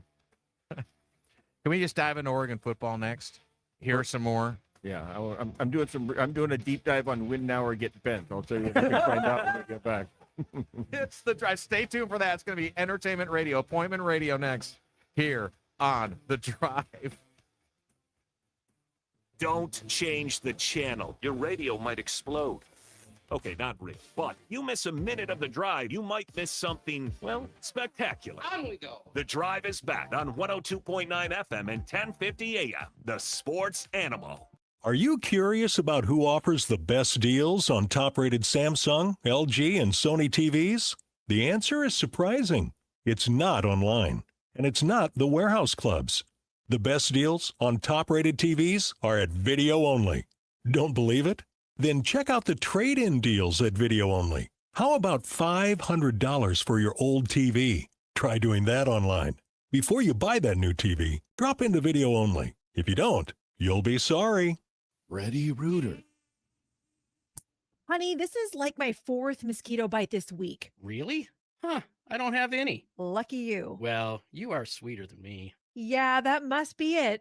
You know, if we have mosquitoes, there's likely standing water somewhere. Ready, Rooter. Which means we have bigger problems than mosquitoes. Easy for you to say. You do realize it's only the female mosquitoes that bite, right? What? Exactly. I'm going to call Ready Rooter. If you're noticing standing water, rising water bills, slow drains, musty smells, damp spots, or gurgling toilets, you might have a plumbing issue. And with all the trees around here, roots can grow into sewer lines too. Call Ready Rooter today. We're available 24/7 for plumbing emergencies, and we're here to help you avoid one altogether. Visit ReadyRooterOregon.com. ReadyRooterOregon.com. Ready Rooter. Fast, reliable, and always ready to root for you. CCB 092524. Every year, millions of pets go missing, leaving families heartbroken. If you lose or find a pet, Love Lost is here to help. Our free, easy-to-use database uses photo matching technology across multiple social media platforms to bring lost pets home. Just upload a photo and quickly search the largest national lost and found pet database. Let's unite to reunite, because every lost pet deserves to find their way home. Register today at lovelost.org. Having low income can mean making tough choices. Choosing between paying for food or medication or a place to live is a reality for many people. Do you know someone who could use some extra help? Find out about the Supplemental Security Income Program, SSI, administered by Social Security. You could receive monthly SSI payments if your income and financial resources are low and you are 65 or older, or an adult or child with a disability or who is blind. SSI is money you can use to help pay for basic needs, like putting food on the table, keeping the lights on, paying the rent. It can mean new shoes for growing feet or help with medical needs. Call 1-800-772-1213 or visit ssa.gov/SSI to schedule an appointment or start to apply today. That's ssa.gov/SSI. This message produced by Social Security at U.S. taxpayer expense. Sometimes they're right. Rest my case. Sometimes they're wrong. You want answers. The truth. You can't handle the truth. But no ears were harmed in the making of their disagreements. I don't know what we're yelling about. You're listening to The Drive on the Sports Animal Eugene. Still coming up on the program, Ryan Clark, top of the 5 o'clock hour. You want to stay tuned for that. We just had the Judge Sean Warren talking all things Oregon State. First hour, we had Cooper Mullins from the Springfield Drifters. He's got his own bobblehead. Goose, do you have your own bobblehead? I do not, but You know, Cooper deserved it. Okay. I want to give a special shout out to Brian Beban. Speaking of bobbleheads, he gifted me a. I knew this. He gifted me a Chris Bryant Yes. bobblehead, and I'm really, really happy about it. Thank Did you Brian. cry? Did you cry? I cried No? inside, a little bit Okay. inside. It wasn't outward tears, but I thought that was really, really cool. He thought he was Shout going to out make you Brian. cry. No, that Yeah. sounds good. So- Hey, by the way, an update. Yeah. Win Now or Get Bent is a Texas State run. What a podcast. surprise. So I have no idea what that. I would have guessed it was a gambling. When I hear Win Now, I'm assuming these days that's a gambling one. That's Texas. Yeah, Texas State. Well, I mean, in the state of Texas is what I'm talking. It's a Texan running this thing. Yeah. And he covers that, which makes sense because like Coug fan and all those are on there.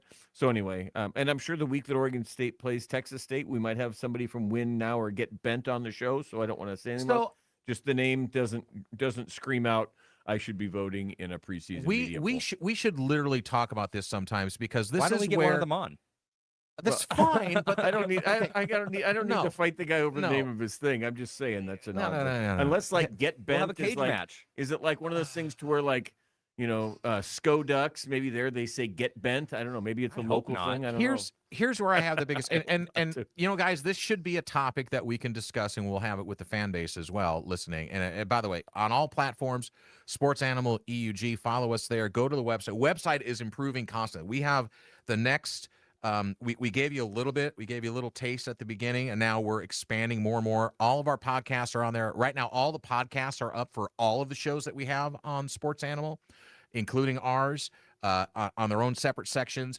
All of the MLB stuff is up there. We literally have 100 blogs and people that are covering MLB. We have links to all of their sites. So Goose, if you want to put one up there, you can have one. We got Oregon State up there right now, and we're adding more and more on it in the next couple of weeks. This is the next step, and then we're going to have some video integration in there as well with our show on the YouTube. So all of it. So please just keep going back. The site is going to keep growing, and bookmark it, like it, and we're going to keep improving it for you.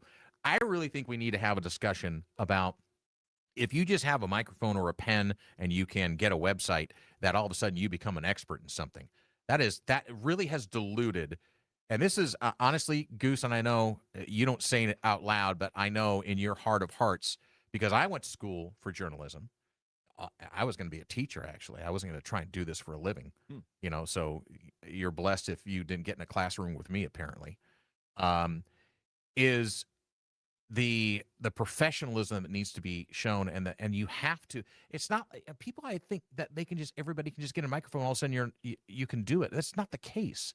There are things. There are ethical things. There are moral things that you are taught, and how to source stories, and how to, get verifications before you just go out and run with a rumor. I mean, that's what Twitter has become the worst at that. But anybody can grab a site and all of a sudden they're an expert. And I like Les from the Corvallis Gazette-Times. He covers the Beavers, but he is not an advocate for the Beavers. Yeah. These fan sites and their voting and media polls. CougFan.com. That's the whole thing. I'm sorry, they don't belong. And this is, again, I'd like to have a segment about this. I don't dive too down the rabbit hole, but they don't belong voting in media polls, because they're biased towards one team. So get them out of there. Yeah. Am I wrong? Right. No, you're right.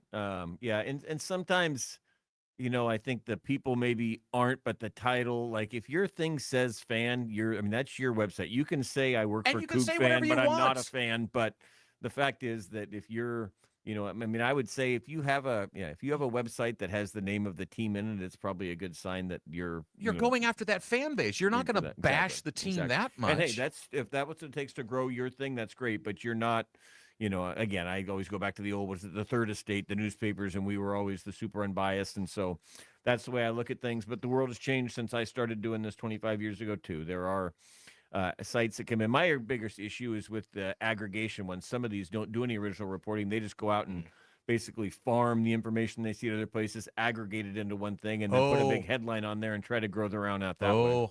I know a couple of those. Yep. Justin knows what I'm talking about, and you know what I'm talking about too. And I'm not going to say it on here. I'm just not, because I'm not going to get myself in trouble. Well, can I just jump in real quick? Yeah, and then we need to move on to some more audio, because I wanted this to be a different segment. So I totally get it. I just think I want to add on to Steve's point. I think that, like you're saying with sports, I think that's just really a bigger problem with everything in general now. Anybody that has a microphone, or people don't respect experts anymore. I think, you have, the leaders in industries, and people want to just kind of question them in pretty much everything because of the internet and all this information and such. So I think it's just not just sports. It's kind of everything is like that. All right, let's get to Evan Stewart. Dan Lanning paid Evan Stewart a big compliment. This is the returning Oregon wide receiver, injured. I thought you were going to say he paid him a big check, because he did that too. Well, I'm not sure Dan signed the check, but somebody did. But Evan Stewart, Oregon fans are frothing at the mouth to see Evan Stewart on one side or DeCorney Moore on the other, or have them even better stacked and let the defense try and figure out who they're going to cover this coming season. And Dan Lanning paid him a big compliment. Evan Stewart was very grateful. Honestly, it was great. I was training the whole time. My friends and close people were sending it to me, so yeah, it meant a lot for sure. Evan Stewart, as people are going to be wondering, how is he recovering from the injury? And so he talks about his acceleration. I definitely feel more explosive. And the thing was, I was always a top end burner, so it was surprising for me, like catching myself getting real explosive and acceleration, just because I always wanted to have that, because I felt if I had both and then make it better. But now I feel like I got both. So one more comment from Evan, and I'll open it up to the floor here on The Drive. Thanks for tuning in. Follow us, Sports Animal EUG, on all the socials, including sportsanimal.eug.com. There is a lot of competition in that wide receiver room. Man, it is deep. It is, and it's good for it to be deep because of what happened last year with people getting dinged up. So Evan Stewart addresses the competition in that room. Really just because we're all different. You got J-Mac with hands, you got me with speed, you got Iverson Hooks coming from UAB, you got DK, you got Jalen Lott, you got Gatlin with speed. Like, it's just, we're all different archetypes. So it's like when you see one person do something that you know you're not just that good at, it just makes you want to challenge yourself even more to get better. So it's great friendly competition. Can we go 5 wide a lot? Yes.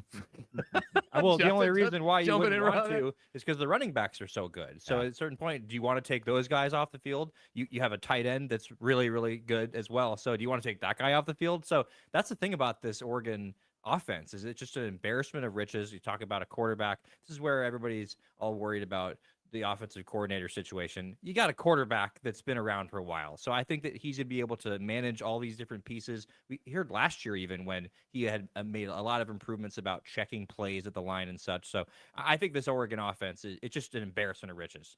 Well, and you remember DeCorian, there was talk he could come back last year during the playoff. The deeper the Ducks postseason run went, there was talk he could come back. So as he talks about being full go now, you believe it, because again, he was almost close to maybe being able to make a January return. Now you got the extra 7 months, so you would think he'd be back to full speed, because he missed all of last season. So it'll be great to see him back out there.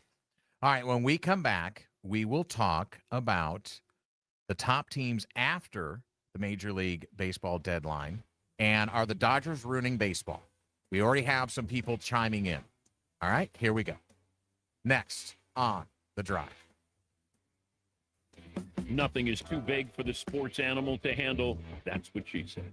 You're home for me, Dan Patrick, 6 to 9 a.m. weekdays, and The Drive with Danny, Steve, and Justin from 3 to 6. This is the sports animal.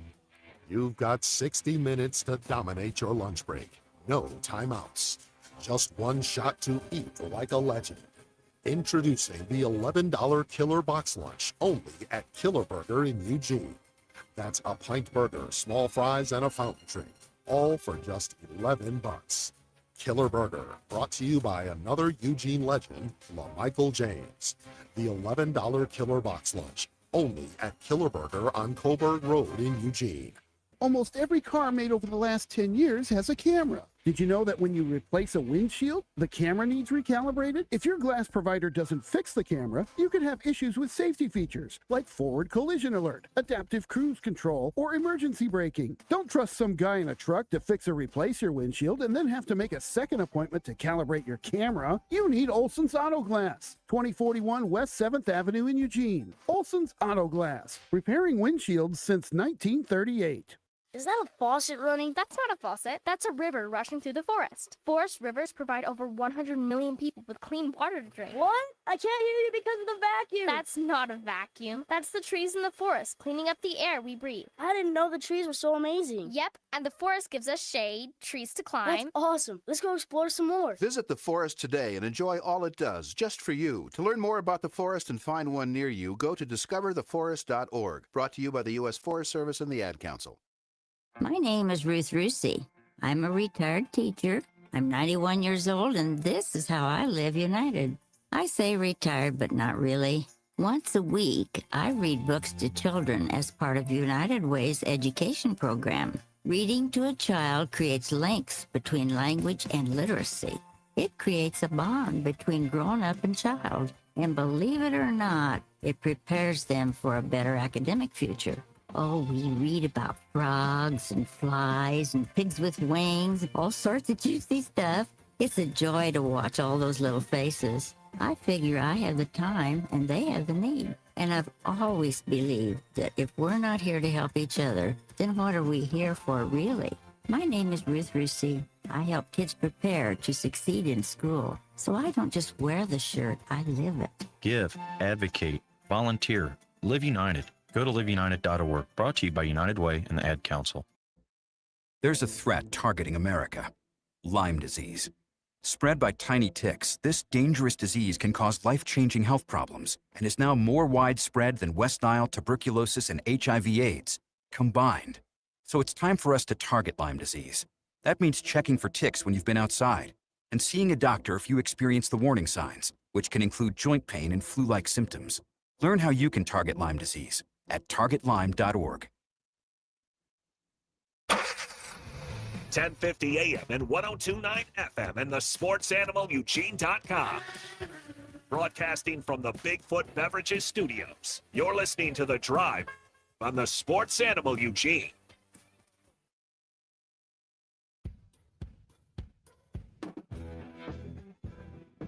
Ryan Clark at the top of next hour at 5 o'clock hour here on The Drive. Thanks for hanging out with us. It's Danny, it's Steve, it's Justin, who's pulling double duty for a little while, producing the show as well as being himself on the air. And thanks for hanging out. As I said, 877-844-3484 or 541-844-3484, the Oregon Man Clinic's hotline. We're going to get to the winners, losers, Major League Baseball trading deadline. Are you okay? Because we have St. Louis and New York on the TVs here in the studio, and right now the Cardinals lead 2-0. Are you okay? I keep seeing you glancing up because I know it's kind of nerdy, but it's actually the Washington game, and nobody would know Andrew Alvarez other than me. Oh, I thought it was the Cardinals and the Yankees. They go back and forth. I got it. Which is great, by the way. I just experienced this for the first time. So today. if you're going to put baseball in front of me, I'm going to watch. But also, Andrew Alvarez, who nobody would know but me, is on my fantasy team, and he's through 3 scoreless here, so I'm kind of excited about that. Okay, so we'll try and keep it. We'll try and keep it to us as well. But so I want to get a couple. We didn't hear from Dante Moore, Baby J. So I really do want to get to. Yeah, I've heard of him. Yeah, okay, well, we haven't heard from him. I said we right. didn't No, I hear know of him. So we he did seems have. important. Yeah, I think so. He came back, so yes, he's very important.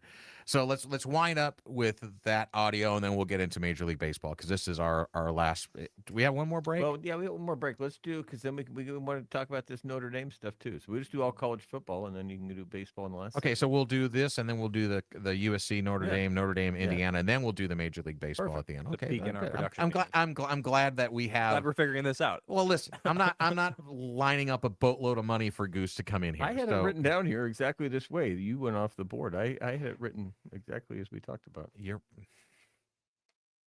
See what I have It's to really deal- my fault, you guys. You see what I have to deal with, folks. All right, everybody's just jumping in on whose fault it is. It's fine. It's mine. Not It's mine. Larry Moe and Curly here. As John Warren will tell you, it's not mine. I am clearly his favorite on this show. Oh my God! Yes, I know. It was really nice that John's like, hey Justin, hey Steve, it's really great. So it's like, hey, Danny's over here too. Well, I just thought it was great that you could hear like his heart lift when he heard Steve Nibb's voice. Happens to a lot of people. See, I could have told him that you were going to be on the program, but I wanted that moment. Good, so good. now we got that as a drop as well. There you go. All right, so Dante Moore, he's got so listen, Kenyon Sadiq was a huge target, was really, really important to the Oregon offense last year. But honestly, I think there were times where Kenyon Sadiq was game planned against and was not able to be as effective in the Oregon offense last year. So now it's like, okay, Kenyon Sadiq goes in the first round. That's great. Awesome. He's on to an NFL career now. And now you got to replace him in that offense. Well, Jamari Johnson is there. Man, Dante Moore's got a ton of confidence in Jamari. Yeah, I say his preparation. This year he's taken, prehab, rehab, everything before, even the game of football more serious. He learned a lot from Kenyon. Kenyon used to get to the facility at 4:45 in the morning, hot tub, stretching. And he's done the same thing with just learning his routine. Not saying he has to play like Kenyon, because at the end of the day, you're yourself, but just picking up those habits, just learning from the players that, have done something in our lives that we want to do, go first round, get drafted. So he's done a great job. Most important I love about him is he's a jokester. I'm pretty sure everybody's heard recently what's happened. But he's a great dude. I love him to death, and I'm happy for, these upcoming days. Didn't we had George Wrightster on the show? Yes, last week. He said that he thought Jamari could be better. His prediction was better Yes. than Kenyon Sadiq. Yeah, he did, which blew me away. Yeah, 'cause He's if there's- bigger. I mean, he's bigger. Yeah, he's a strong guy. He's got pythons for arms. But I'm just saying, George Wrightster's not You only a should know. former Oregon tight end, but still currently follows the game very closely and comments on the game. So if he says that, that's pretty high praise. So once he said that, I thought, I'm going to keep an eye on that one. By the way, if you want to comment on the YouTube channel, you can hop on in, just like we've got some folks that are hopping in here. I can't read it because it's really dark and I don't have my glasses on. But let's talk about wide receivers. We've been talking about it a lot, by the way. It's Blaine Liberator 209.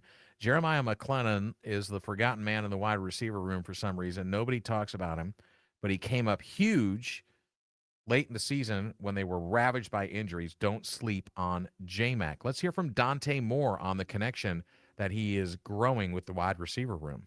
Yeah, they're very talented. The receivers, I mean, they put so much work in. Our trust has gotten way better. Recently, we were in the ocean together. Me and the receivers swimming with these, with the waves, and they didn't believe me at first. They go, "Hey, go in the water, have a good time," and then they trusted me with that. So our trust level was way up there. So that's a great thing. And then as a player, I mean, the game of football, they've been doing this since they were 4 or 5 years old. They're very talented. But at the end of the day, they're enjoying the process. A lot of them are young. A lot of them are, old as well. So all of us coming together to make sure, we keep that same goal in our mind and go attack it. Chemistry can only be increased after another year of working with these guys, but we already heard from Evan Stewart earlier. I think there was a really interesting quote from Dante Moore from today, and it was about Evan Stewart in particular. He said that he'd had the greatest offseason that he can remember for any player, which is pretty high praise for a guy that's coming off of a pretty significant injury. Yeah, Evan, love him to death. He's somebody that probably had the greatest offseason I've ever seen. The way he just came in every day, early in the mornings, late nights, just pushing himself, pushing the team. Of course, this past year wasn't the year he wanted. And it's just that with that incident, I mean, it just made him love the team even more because at the end of the day, we all appreciated him for the support and things he did. But yeah, he's a really good bowler. I just found that out. We went bowling in LA. He beat me twice. I didn't have my balls though. They're in Eugene, so that doesn't matter. But yeah, he's we're gonna go tonight actually, and hope I get him this time. But overall, he's a great dude, great energy, loves dancing. Everybody sees his TikTok, so he's a great dude. Dante Moore's a bowler? Apparently He's got so. his He's own a ball. golfer. He's a Danny golfer, looked too. perplexed. He's a golfer too. He is. No, I knew that, but I didn't know he was a bowler. Yeah, I have my own ball. So did my wife. Yeah. Own ball, own shoes, all that. I'm not good enough to do that. Justin, I'm not a say bowler that. personally. I like bowling whenever I can, but I like a quarterback that has the ability to Play other other sports? Yeah, I mean, I like that. bowling. I think there's some strategy there. You got to have some. Two sports you could play while having a cigarette in your mouth. So it's not like this is actually showing that his quarterback. he doesn't have to be athleticism John is on Daly out display there or here. something. Have a cigarette in your mouth. This is The Drive. It's Sports Animal, EUG out on the coast. It's Fox Sports Newport. One more from Dante Moore. An embarrassment of riches, on paper at least. A wide receiver room, tight end room, and the running back room. My goodness, the youth that is sprouted up last year and now is going to blossom in their sophomore years. Dante Moore on Thunder and Lightning in that backfield. Yeah, Thunder and Lightning, they did great last year. They made sure that, this offseason they pushed each other. Dier came up to me after the end of the year and said when I came back, he was like, I'm going to get my protections right. Because Dier, when he first came in, of course, had some problems because you're young, just about certain things, the college style, different protections. And in this spring ball and this offseason, he's done a phenomenal job. There's been times where I don't have to worry about my backside no more because I know he's getting there. So Dier's done a great job, and JD is doing an amazing job with his body, the way he's been pushing himself. We're always pushing each other at practice. But yeah, they've been doing a great job, and I'm excited for them this year. So I think, and I'll throw it to you first, Goose, Dier Hill and Joran Davidson. Is this the best running back room in the country? This the youngest. Yeah, it's a good one. Texas has that Hollywood Smothers they brought in, and another Texas got a couple there. Again, media days, yeah, there's probably 15 teams right now claiming they have the best 1-2 punch that there is out there. But yeah, I mean, Davison and Hill, we've seen it, and we need to see a little bit more from Hill. He was sort of I agree. Yeah. I mean, obviously you lose Whittington now, and so that's going to open up some opportunities. But we got to see a little bit more from him before I'm prepared to say that. All right, let's take our next break, our last break before the top of the hour. Well, actually, technically we'll have one more break before the top of the hour. All right, time to do Major League Baseball. Yes. Boo Dodgers. The crowd goes They're wild. ruining the game. They're buying All everybody right, let's up. not trivialize this. They're buying There's some everybody problems in up. Major League Baseball we can talk about. Our second edition of Crossfire, we had the Pope and Goose, and now we've got Baby J and Goose on the Dodgers next. It's Appointment Radio on The Drive. 1050 AM, 1029 FM, and the sportsanimaleugene.com. Other stations can say they cover the Ducks and Beavers, but we bring the receipts. You're listening to The Drive on the Sports Animal Eugene. Summer, the sun, the sand. How could things be any better? Actually, you know what sounds kind of good? Chicken bones. Yeah, that would make things better. All you could eat wings for $27.95 and dollar beers from Cold Fire Cold Store? That would really make things better. Ooh, and the sauces. The sauces are to die for. In fact, now I'm kind of hungry. Oh man, now I need to go to Chicken Bones. Make no bones about it. Chicken Bones has the best wings in Lane County. All you can eat wings, great sauces, and awesome burgers. Open daily at 11 a.m. on Pioneer Parkway in the Safeway Center. Check us out on Facebook or call 541-726-0111. That's 541-726-0111. Chicken Bones, chicken with an attitude. Hi, this is Drew from Dalton Carpet on West 11th in Eugene. Dalton Carpet is family owned and operated and proud to serve you for 30 years. Now more than ever, someone you know is walking on a Dalton floor. Do you have a flooring project? Get your summer off to a new start. Lane County's best selection with hundreds of rolls of carpet and thousands of feet of click-together flooring on display and in stock right now at unbeatable prices. Come see us today at Dalton Carpet, right here on West 11th in Eugene. Man, I loved playing high school sports growing up. And it's fun being a fan now, don't get me wrong, but sitting in the stands feels like I'm missing out on all the action, you know? I wanted to get back in the game. So I signed up to be a high school official. It takes me back to my playing days. I'm supporting students, and I get paid to make the big calls. Do you want to see the game up close? Sign up to become an official in Oregon at highschoolofficials.com. If your credit card bills have gotten out of hand, call Consolidated Credit now. If the interest rates on your credit cards are so high, it'll take years to get out of debt. Call Consolidated Credit now. They've helped over 10 million people. Without destroying your credit, they can reduce your interest rates, lower your total payments up to 50% to get you out of debt fast. For a free consultation, call Consolidated Credit now. The program works. Call 800-499-4107. 800-499-4107. 800-499-4107.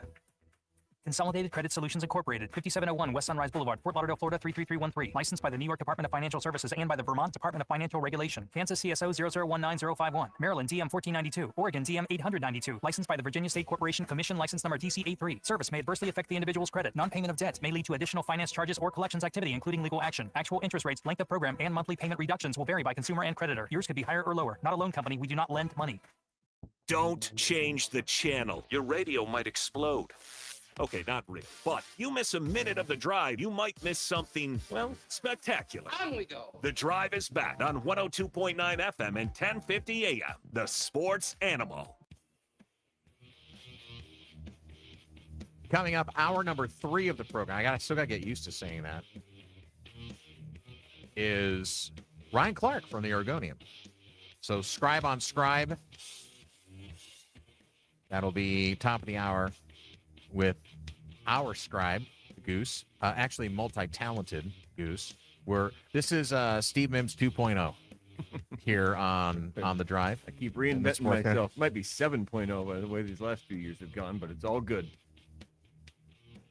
And, of course, Baby J, who's, again, pulling double duty, producing the show and being a host as well. So Dodgers are playing the Cubs. They play the Cubs tonight? They start the Cubs here? Tarek Skubal tomorrow. Yeah, so yep, so the Cubs see Tarek Skubal right off. Here we go.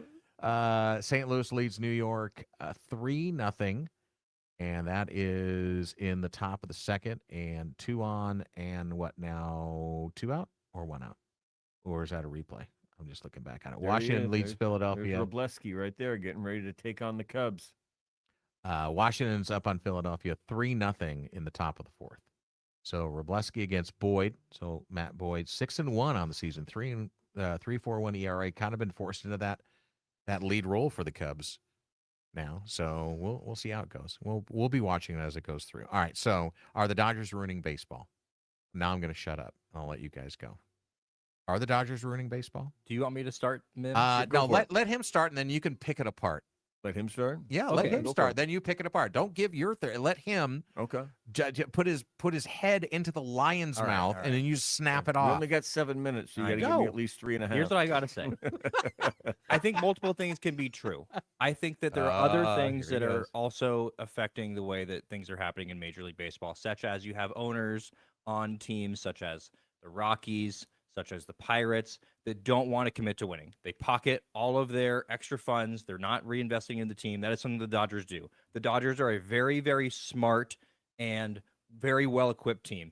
They have every single advantage you could possibly have. And my issue is not the fact that I think they're like cheating or something like that. They're taking in all of the rules that there are in Major League Baseball, and they are simply the best at what they do.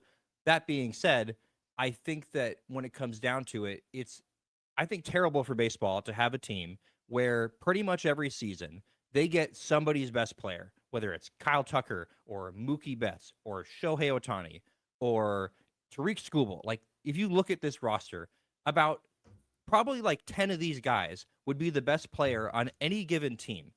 And their payroll, because of their ownership group that I don't think anybody in baseball can replicate, because of their advantage that they have by being in LA, by being closer to Japan so they can get all those guys. I think that it creates this situation where they're taking advantage of the rules, and there needs to be some sort of guard for Major League Baseball to prevent a team from basically being like a whale. I mean, they're just like too big to fail at this point. And it's baseball. We all know that the roster isn't going to basically do everything. The best team does lose in baseball a lot of the time. It's just so tiring every single opportunity that the Dodgers can get the best guy, whether that's trade deadline, whether that's international free agency, whether it's regular free agency. They always do it. And I'm tired of it, Steve. I'm tired of it. Okay. Well, you might get a nice year-long holdout just to make sure that the things you want to come in place happen. But that'll teach you. That's fine. If you want to complain that, hey, every year they can get an Ohtani, they can get that, that's fine. My problem is the people who say that the Skubal trade is because they have so much money. The Skubal trade is because they had the 3 best prospects to offer up. The people like to talk about the Dodgers' money they spend. They also have 9 of the top 100 prospects in baseball. So in addition to the buying players, they're also scouting very well. So they were able to make the best trade offer. Tarek Skubal is not costing them. They didn't get Skubal because they could afford it and they could pay more money. Anybody could have gotten Skubal. There's about 1/4 of a season on like a 20. They're going to pay him like $6 million. But they had better prospects to offer, or that were willing to offer.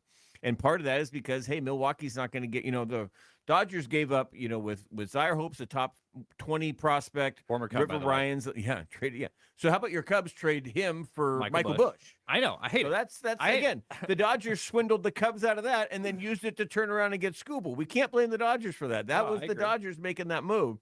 And then they had River Ryan, who's a little older, but again, was a top 50 prospect. Let's talk about that one. The 28-year-old, the a little bit 28-year-old older prospect.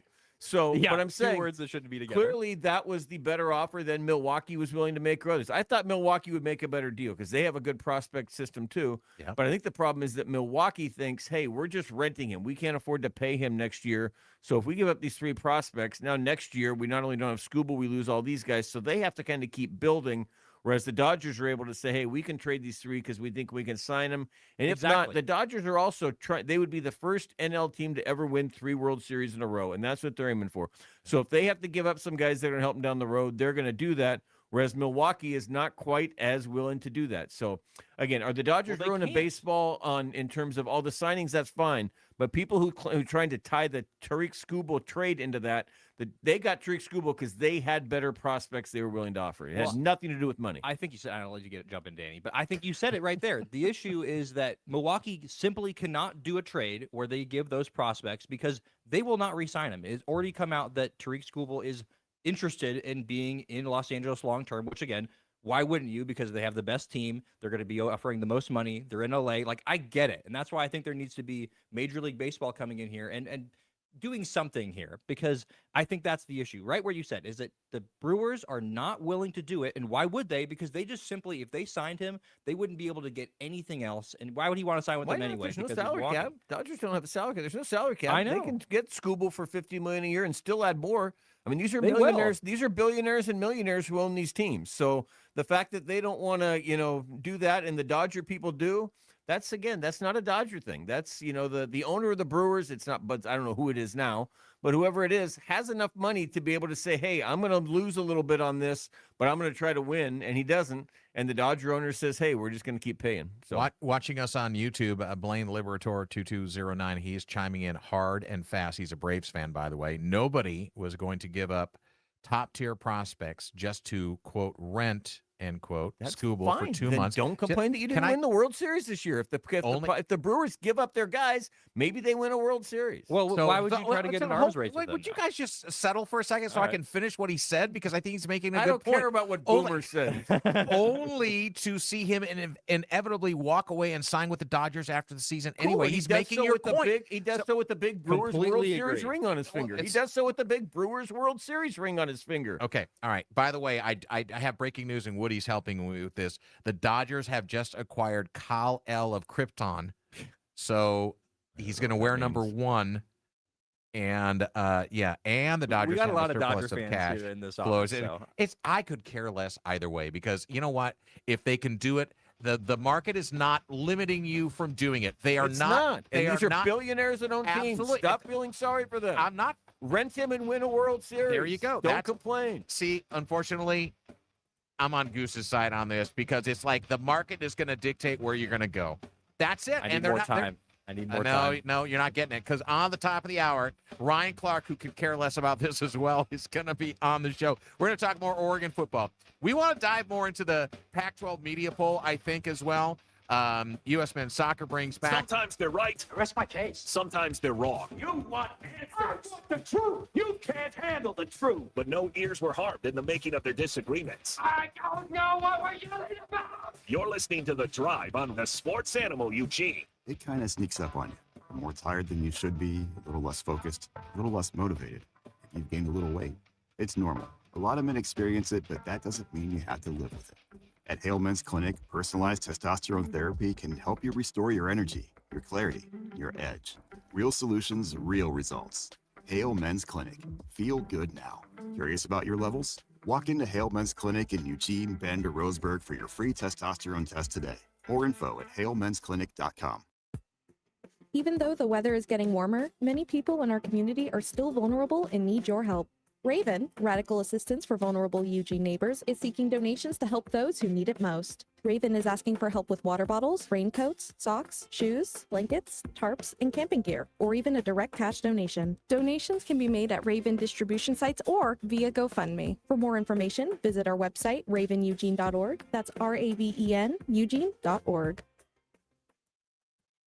In Oregon, we're taking a stand against hate crimes. A stand for inclusion. For acceptance. Civility. Unity. With a new law, we're taking a stand against bias, Against bigotry. prejudice, homophobia, Otherphobia. against violence and intimidation. Of any kind. So we can make a real difference. It's a stand for our future. So no one has to be the victim of a hate crime. Because we're all Oregonians. And taking a stand. It's what we do.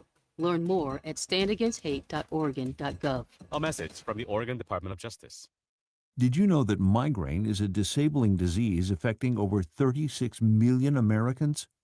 The pain of migraine sufferers is often so bad their lives just stop. The American Migraine Foundation helps people living with migraine to find the support and treatment they need. If you, a friend, or a family member suffer from migraine, go to AmericanMigraineFoundation.org to learn more, find help, and get connected. Make your move against migraine. Hey, Max, you look absolutely dashing in that purple tie. Ready to harness the world? You bet, Daisy. I'm ready as I'll ever be. And might I say, your purple tie really pops with your vest. Thanks. I almost went with a cape, but didn't want to come across as pretentious. Nonsense. Anyone in our line of work should rock a cape. You might be onto something, Max. Phew. So, here we go. First day on the job. Got this, right? Right. Don't forget, we both graduated from Dogs Inc. with honors. Which means I can guide my human around a busy city with ease. And I can give my human a restful night. I hope my human is kind and loving. And I hope mine likes wet kisses and zoomies. Ready to make a difference? Born ready. Let's go. Discover how extraordinary dogs like Daisy and Max change lives at no cost to the recipients. Visit dogsinc.org. KORE, Springfield, Eugene. I'm Steve Mims. You can listen to me on The Drive weekdays from 3 to 6 on the Sports Animal Eugene.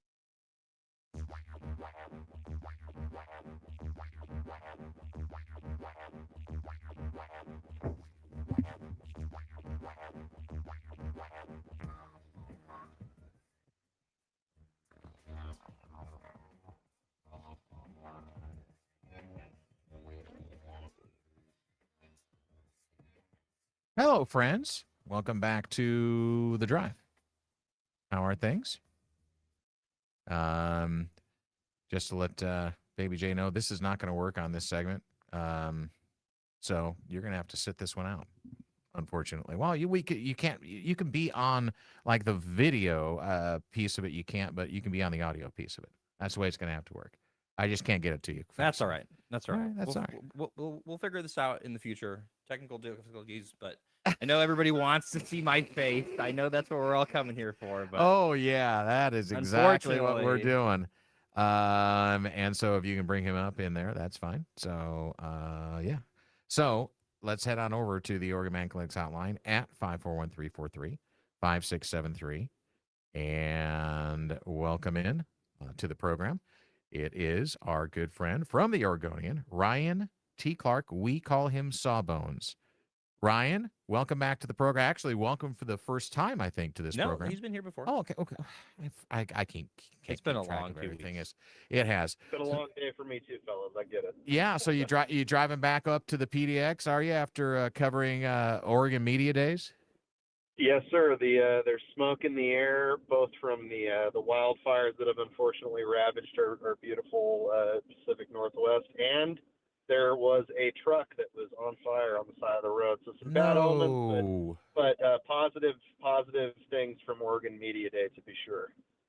Yeah, it sounded like it was a lot of some of that typical media stuff. I saw Evan Stewart had the greatest offseason ever. Was one. So we've come back to some of the talking about how amazing things were in the offseason. But what were there obviously a lot of cliches come through on Media Day, but digging through that, were there a point or two or a thing or two that somebody said that stuck out to you as, hey, this could actually maybe impact the season? Yeah, a lot of fun, quotes and storylines out of a day that can be rife with cliches, to be sure. Obviously, Evan Stewart had the greatest off season in the history of off seasons, so we're very proud to hear that from the young man. But no, he's a great personality. Hearing from Dante was great. He's somebody that, when you listen to him talk, and this is something I plan to write about tomorrow, the calm, cool, collected leadership that guy brings. He's very confident in himself, but not in a cocky way. Like he's mentally tough. He thinks through things cerebrally in a way that, when he communicates to you, whether you're a lowly member of the media like myself or one of his teammates, he treats everybody the same. And I think that's a very good sign for your locker room leader to be a guy like that. And a fun storyline out of today as well, oddly enough, came from the special teams area. We had the punter available to us, a guy from Australia who told us that he is actually 28 years old. Wow. And is a former welder he was an apprentice welder during his during his time in Australia before he decided to pursue college football, which a true blue collar attitude. They like to say that about offensive linemen, but it was definitely applicable for the punter. So a lot of fun storylines to be had over these next couple of days. 28-year-old true freshman, I assume. 28-year-old, I believe he is a redshirt sophomore. He was at Nevada as a transfer prior to transferring to Oregon. So his name is escaping me off the top of my head, but God, I'll tell you, I've heard about a million names today. So. I bet you. Well, I'm going to, also, I learned today, in fact, I think there's 5 bowling alleys in Eugene and Springfield. So when I end the show, I'm going to drive to each of them because it sounds like Dante and Jamari are going to be having a bowl off at one of them tonight. Yeah, they are. And there's Jerry Mixon is apparently one of the star bowlers as well. He claims to have bowled a 267, which is unbelievable. Wow. I don't know if, people get a little freaked out about quarterbacks going and doing things outside of football that they might get hurt in. I'd be keeping an eye on Dante Moore's wrist, twisting that bowling ball. Please, playing safe, as they say at the bowling alleys. Yeah, and I'd be careful on those oily lanes. You get on a little too much oil on those shoes, you might be able to twist something. So that's a good point. Yeah, it's slick out there for sure. You gotta be careful. So Ryan, I just got to ask you, since you brought it up, are you a bowler? I have bowled, not a regular bowler. Certainly, my wife took me to the cleaners last time we went bowling, but it's a fun time. I mean, I had a lot of bowling related birthday parties as a kid over at Sunset Lanes in Cedar Hills. Nice. No, well. So that was a vibe. So, you've been to a lot of these gaggles. So was there anything that you could take away from this? I mean, we're going to read your article when it comes out, and you follow him on Oregon Live as well, Ryan T. Clark on the socials. Is there anything that you pulled away from today, either from Coach Lanning or any of the players you talked to and such, that you was like, that's actually, interesting, or that is something different that I haven't heard before? Yeah, I mean, the punter thing, certainly, I have not heard of a 28-year-old who's a former welder being a college football player. Okay. That's definitely at the top of the list for me. But, when it comes to this Oregon team, the prevailing narrative is just that, this team is hungry. They have high expectations, these grand, visions of what they could possibly achieve come January. We're just starting out on that. This is a process-oriented program that has, preached collectiveness and culture and seeing the long term while focusing on the short term. All the cliches about sports and team success that you can imagine. But what is unique and I think interesting about this Oregon team is that, each and every one of these guys, to a name, they're essentially, as they say, living their raps, right? They are talking this talk, but they are embracing it. And it's not a collection of individuals, but you go around and talk to these guys, and the mindset seems collective. I don't want to call it a hive mind because that's a negative connotation with almost a cult-like affiliation. But certainly the Oregon culture is strong, and I think above everything else, the talent, the experience that this team is bringing back, the culture is what's going to end up making the difference if they do end up hoisting that trophy. One thing that stood out to me, Ryan, was the comments about Evan Stewart from Dante Moore and really others throughout the lead up to this season. I mean, he's a guy that when he was playing a couple of years ago was so electric, and then his return, of course, was much ballyhooed, and we didn't know exactly what was going to happen last season. But just hearing what is being said about him coming into this season, is that eye-opening for you?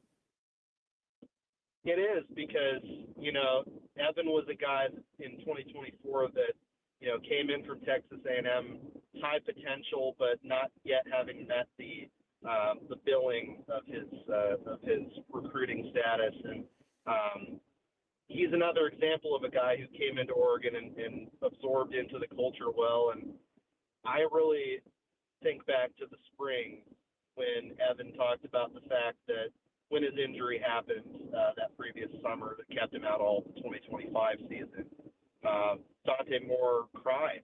He was in tears about the fact that Evan had to go through that. He knew the severity of what happened. He knew how hard a guy like Evan worked, and that closeness, that chemistry, and that relationship between those two guys is going to be huge this season. But, you know, a guy like Evan Stewart, incredible personality, incredible talent, and to hear people other than him talk about the fact that he's had this great offseason and is showcasing the explosiveness that made him one of the best receivers in the country when he was playing alongside Tez Johnson, but certainly not the number one option. That's got to be encouraging because Oregon has so many weapons other than Evan Stewart, and they weren't even really expecting him to be the number one when you come into a season like this, but maybe he will be.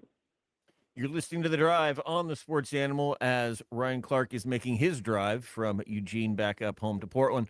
Ryan, one of the things I saw a lot of comments on today was Dan Lanning talking about how he said they could use up to 8 offensive linemen. I know that sort of panicked some of the fan base thinking, uh-oh, but just as somebody who was in the room, the context of that was it, hey, we got 8 guys we think can play, we want to try them out, or was it, hey, we not sure what we got, we might need to put a few out there? What was sort of the context of that quote?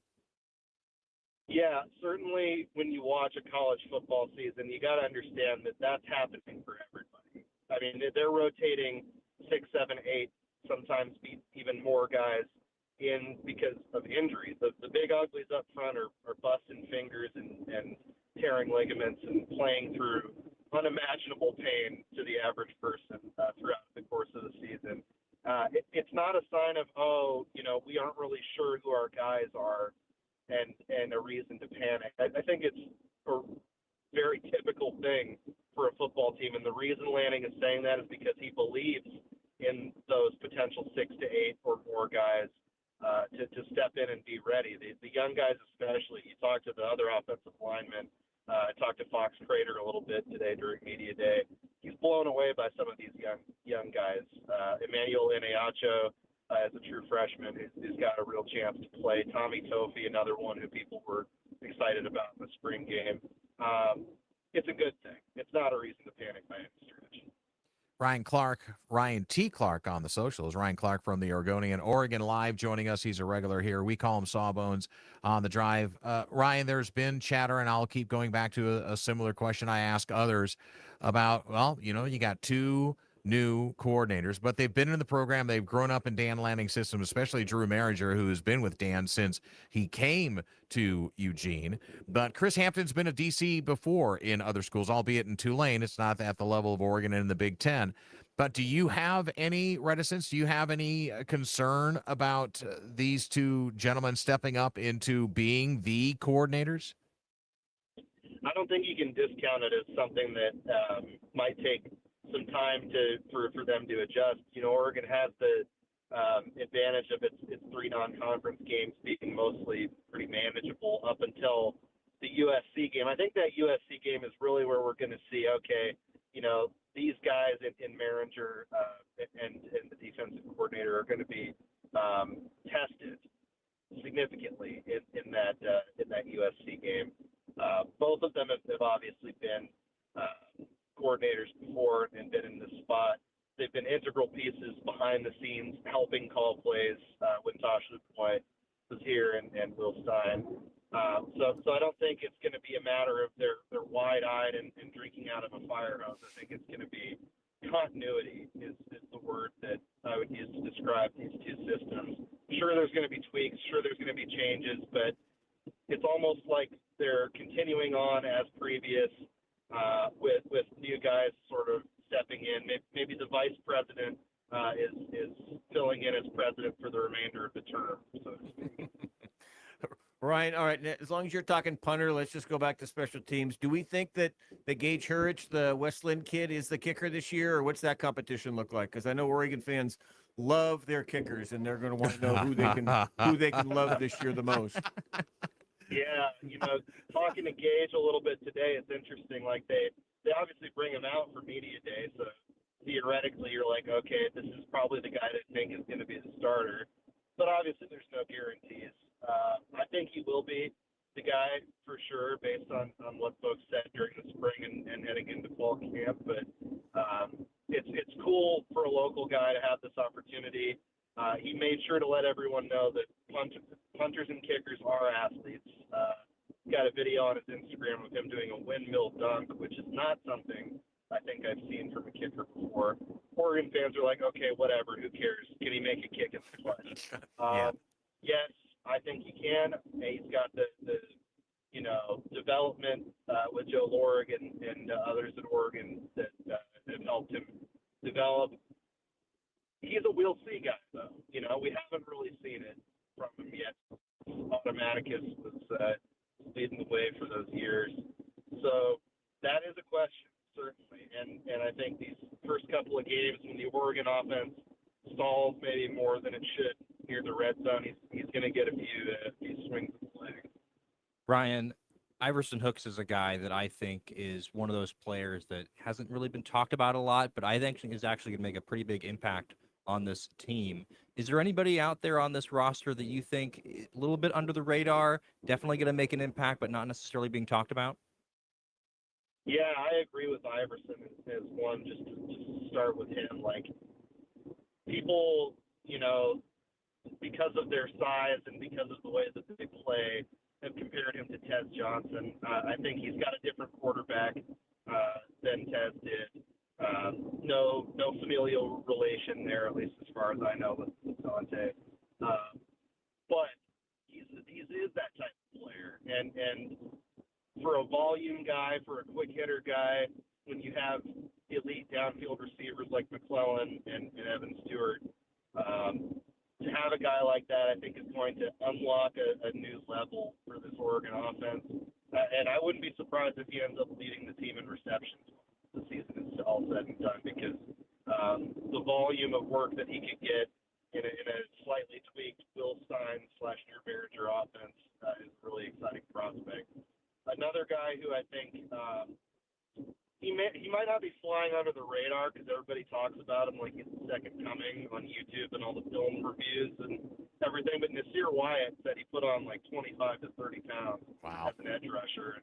And that dude, he's behind the dudes, right? He's behind the elite edge rushers in Tatum Tuioti and Mateo Uyunglele.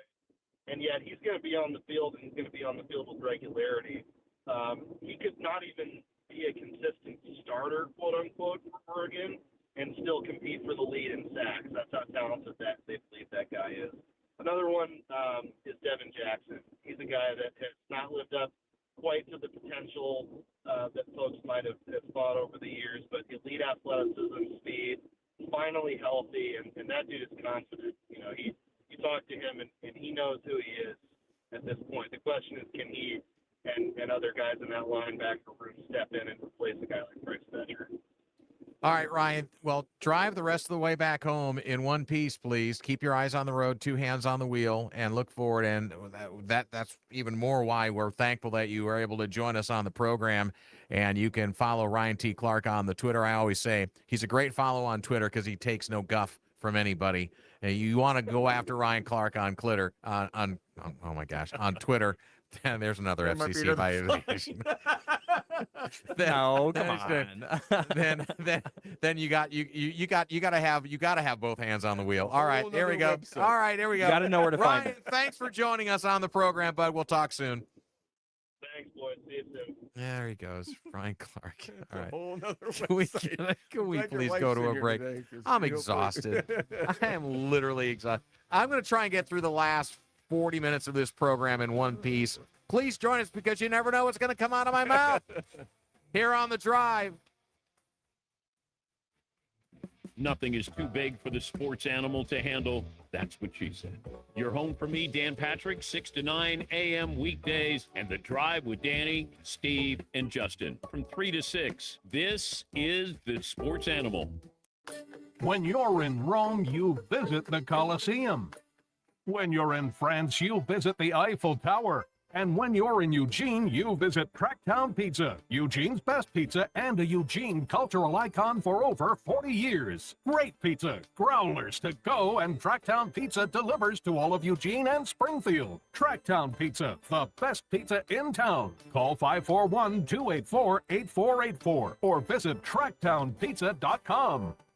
We live and work right here in Eugene, so we understand what matters most: family, community, and the confidence of having a plan that fits your life. Your Eugene area Edward Jones advisors get to know you, your goals, your family, and what feeling secure means to you. Together, we'll help you make sense of your financial picture so you can move forward with clarity and confidence. Your Eugene area Edward Jones advisors. Let's start the conversation. To locate the Edward Jones financial advisor nearest you, visit edwardjones.com. Edward Jones, member SIPC. I'm a veteran. My victory was admitting I had PTSD and getting help. As America's veterans face challenges, DAV is there. I no longer see it as a weakness, but as a sign of strength. I call it post-traumatic growth. DAV provides a lifetime of support, helping veterans of every generation get the benefits they've earned. I am a veteran. I lost both legs in Vietnam. Every year, DAV helps more than 1 million veterans so they can reach victories great and small. My victory was getting my benefits and a good education. I'm a veteran. When I got out, I felt like nowhere was safe. My victory was finding the help I needed. But there's more to be done and more victories to be won. Thanks to DAV, now I feel like I'm human again. Help support more victories for veterans. Go to DAV.org.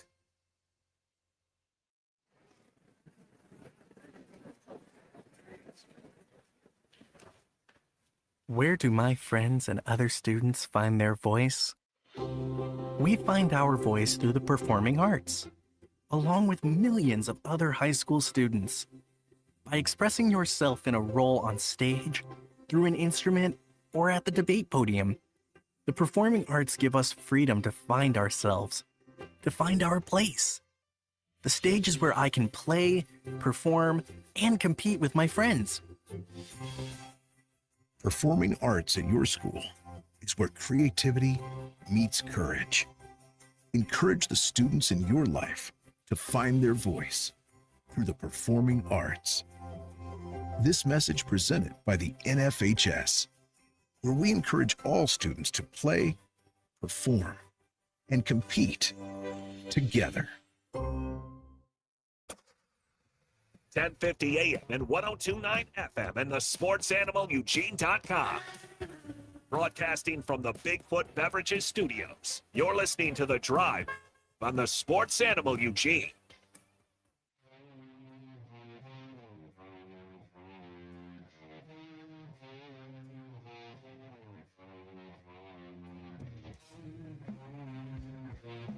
Back on the Sports Animal Eugene. Follow us on all the socials, Sports Animal EUG on YouTube and Twitter, where you can watch the program live in living color. Not that one, this one. And apparently we will have just as much fun as they did, depending on what comes out of my pie hole unexpectedly. Almost knocked Mims out of his chair there. Great interview with Ryan Clark. He's always real. I mean, the thing I appreciate about guys that write rather than, blather like I do on the radio. I could never do what you guys do, and I'm talking about you, Mims. Is it's straight down the line.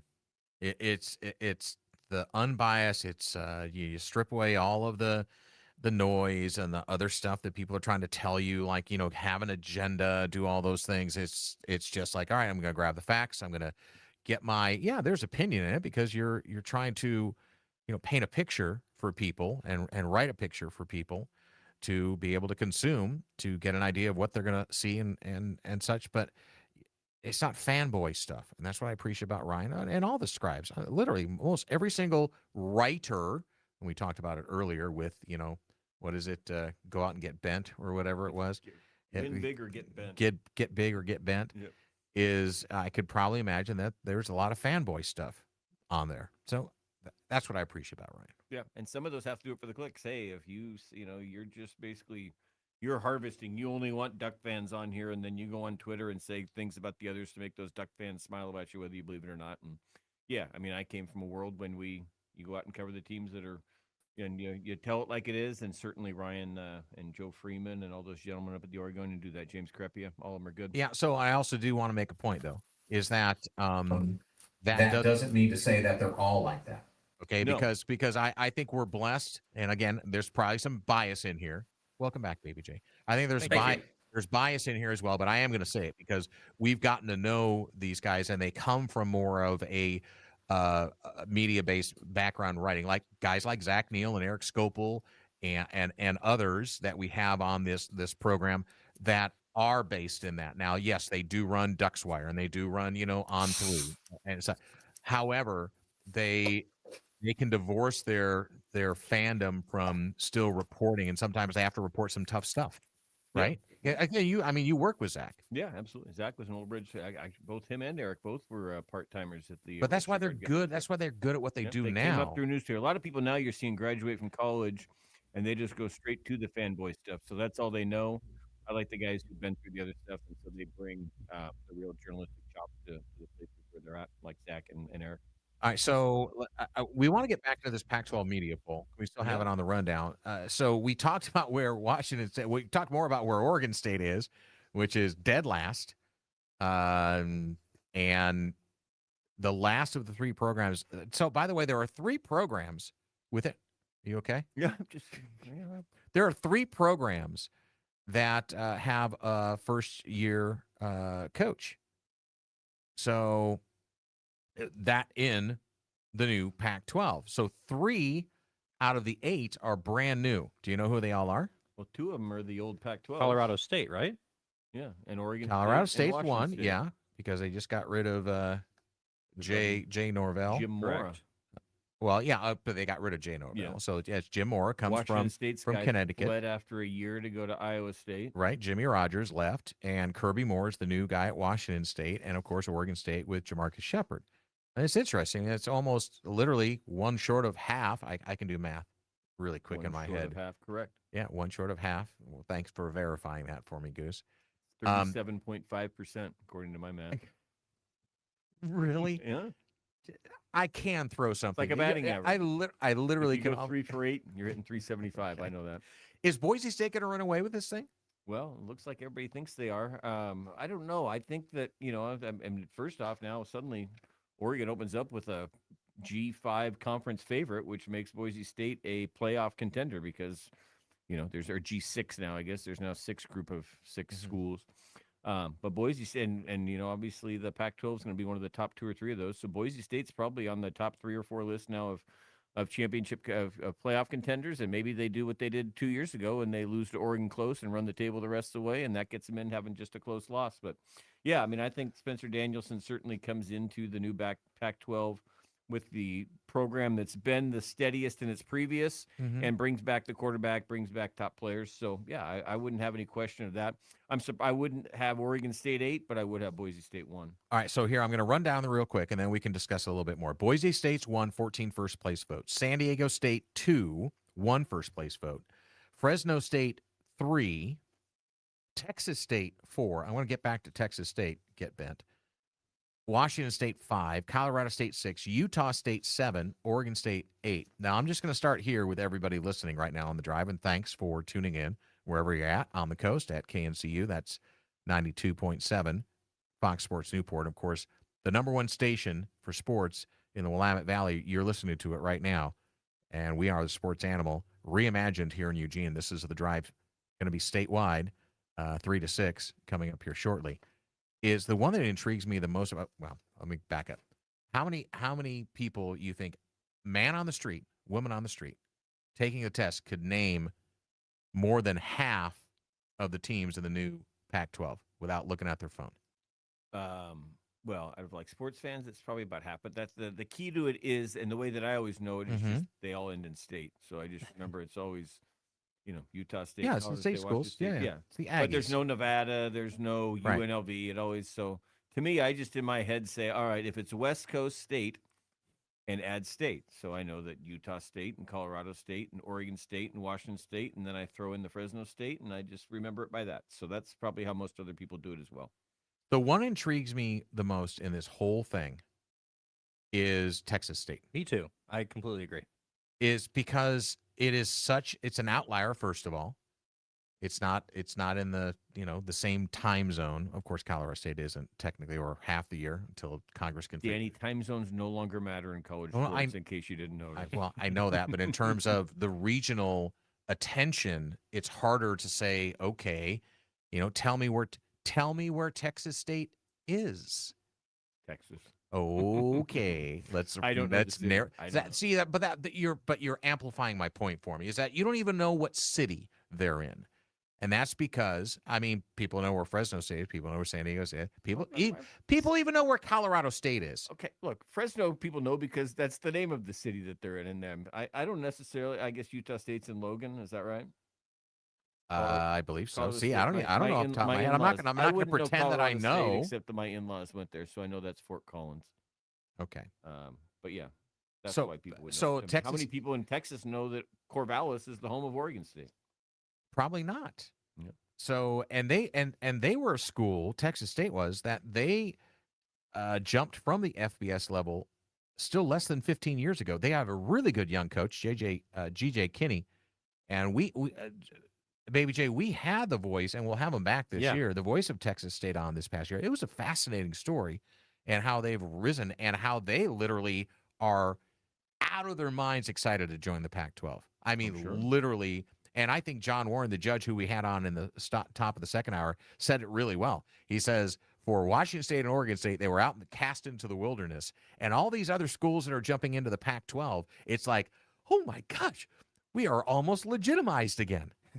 Yeah, that might be for the fan base. Or I can see Oregon State fans might be like, hey, this is a step down. But if you're Jamarcus Russell, you're not worried about that. You weren't part of the old one. Most of his players were never part of the old Pac-12. They've either been independent or current Pac-12. So, yeah, I see folks like John could talk about the fan base saying that they might be like, yeah, we're kind of taking a step down. But I don't think that would be the way for the players or the coach, because they haven't experienced what the fans did for all those 60, 70 years. It's still a disappointment, though. I mean, if you're a fan that was looking at, what was it, 2023, when the Beavers beat the Ducks and they were one of the top-ranked teams. Absolutely, but how many players on this team were? I get I'm saying, that. I think if you're It's not Jamarcus, gonna affect the the players. yeah, I'm with you.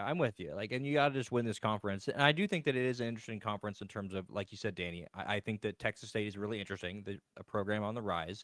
I think that it's interesting to have the position of the Beavers and Oregon State, or sorry, the Beavers, Oregon State, and Washington State, with they're the incumbents. They've been a part of this conference. Now you have all these other schools coming in. There's a little bit of stability for them. And then Boise State is the one to me where I felt like Boise State, I mean, when I was a kid, basically, it was, I forgot the running back's name, but it was the Statue of Liberty, where it was against Ian Johnson. Yeah, that's right. He got drafted by the Vikings. He good. proposed and all that stuff. So, for my lifetime, Boise State's been that program where it's felt like they're at some point going to make some sort of push. And I'm not sure if they're going to be able to do it in the Pac-12, but you bring up the playoff earlier. I think that I'd be kind of surprised at this point if Boise State wasn't a playoff team this year, quite honestly. Like, I think they, out of all those teams in those group of 6 conferences, they look pretty good to me. Yeah, and certainly, hey, give Oregon credit for playing them. And if Oregon beats them, it's not going to be just, hey, that's another group of 6 win. If, like I say, Boise State's up there at 10-2, 11-1, it could actually help Oregon when it comes to seeding for the playoffs, should they make it. Well, Texas State's Clint Shields is the guy. I just had to go back and look him up, but he was a great interview. We're definitely going to have him back on, and we need to start making our trip around the Pac-12 as well. We're not doing. What? We're not having the guy from the Get Win Now or Get Bent. He's not our Texas I'm telling you, State we need to have this correspondent. guy on. He's not our guy. Well, he better not go back and listen or watch our show and the podcast, because he might get a burr in his saddle. By the way, Offensive Player of the Year Yeah. preseason is Texas State's quarterback, Brad Jackson. Runner-up is, and here's a great name, San Diego State running back Lucky Sutton was the runner-up. That's for a that. great There's some name. really good names in college football right now. Defensive Player of the Year, it was Boise State edge Jaden Virgin Morgan. Hey, don't laugh. And, the All right, my now, last what name are would you be way going to say? worse You were than talking about that. other shows, and now you bring that up? Yeah, it was Jaden Virgin Morgan. Okay. I had that was the drink I ordered. You almost got that one out Virgin without Morgan. laughing. A Virgin I Morgan? had a Virgin Morgan last night at my dinner. And Boise State Spencer Danielson was the coach here, which that might be the dumbest award you give out as a preseason coach of the year. Because who's going to pick anybody other than the people that you pick as the winner, obviously. So Well, and Colorado State's Jim Morrow, who received 2 votes. Yeah. San Diego State, Sean I Lewis don't understand the received 2 Colorado votes. State being picked ahead of Oregon State. I mean, they're They're coming in. Jim Moore is coming from a first year. Connecticut. Again, I'm not comparing their portal classes. I haven't studied my Colorado State portal classes that much, but that one's there, I think. So, okay. Hey, before we go to break, Yeah. after all the great words you were saying Yeah. last time, do you want to try to pronounce the name of tonight's Yankees starting pitcher on the air, or would you rather? Cam Schlittler. Oh, hey, good job. I was worried you might miss one of those letters. and it What might is be this? another What fine. is this, a test now? No, I'm a professional I saw broadcaster. him on there, and I I wasn't just sure that you could stumbled get over it the through. word. I stumbled. It happens. By the way, Schlittler gave up 6 runs tonight too. I mean, he's your AL Cy Young favorite. All right, we're gonna talk. We're gonna give Goose the next segment off. We're gonna talk soccer. We're gonna talk American football next on the Drive. 1050 AM, 1029 FM, and the SportsAnimalEugene.com. Other stations can say they cover the Ducks and Beavers, but we bring the receipts. You're listening to The Drive on the Sports Animal Eugene. Are you curious about who offers the best deals on top-rated Samsung, LG, and Sony TVs? The answer is surprising. It's not online, and it's not the warehouse clubs. The best deals on top-rated TVs are at Video Only. Don't believe it? Then check out the trade-in deals at Video Only. How about $500 for your old TV? Try doing that online. Before you buy that new TV, drop into Video Only. If you don't, you'll be sorry. I've seen it, I've covered it. I'm Alex Rogers, your local farmer's agent in West Eugene.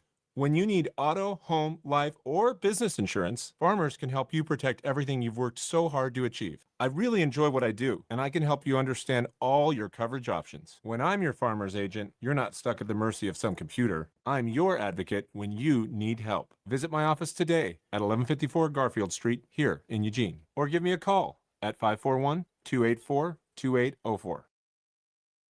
Oregon, land of forest green, mountains snowy white, land of nature lovers' dream, beauty to match delight, where sunlit paths wind their way around mountain, lake, and stream. Be careful never to start a wildfire. Please, keep Oregon green. Rich is just a really, really good guy. The term good egg isn't enough to describe him. He's also certified organic and free range. Rich puts the cap back on everything. The toothpaste, the olive oil, the shampoo, everything. He lets his 10-year-old nephew beat him at virtual tennis, even though he can straight up slay his 10-year-old nephew in virtual tennis. When the toilet paper is running low, Rich replaces the roll on the actual holder, not just on the back of the toilet. Rich is texting and driving. Rich, no. What are you doing, Rich? I was just telling everyone how great you are. Texting and driving makes good people look bad. Visit StopTextStopWrecks.org. A public service announcement brought to you by the National Highway Traffic Safety Administration and the Ad Council. Imagine if I told you that an earthquake was going to hit tomorrow right where you live. 6.5 in magnitude with aftershocks occurring twice 25 minutes apart. You'd no doubt talk with your loved ones. You'd make a plan today. It's true. I can't tell you an earthquake will happen tomorrow. But what if it does? Shouldn't you have a plan? Visit Oregon.gov/OMD/OEM and make your emergency plan today. Don't wait. Communicate. Brought to you by the Oregon Office of Emergency Management, FEMA, and the Ad Council. Don't change the channel. Your radio might explode. Okay, not really. But you miss a minute of the drive, you might miss something, well, spectacular. On we go. The Drive is back on 102.9 FM and 1050 AM. The Sports Animal.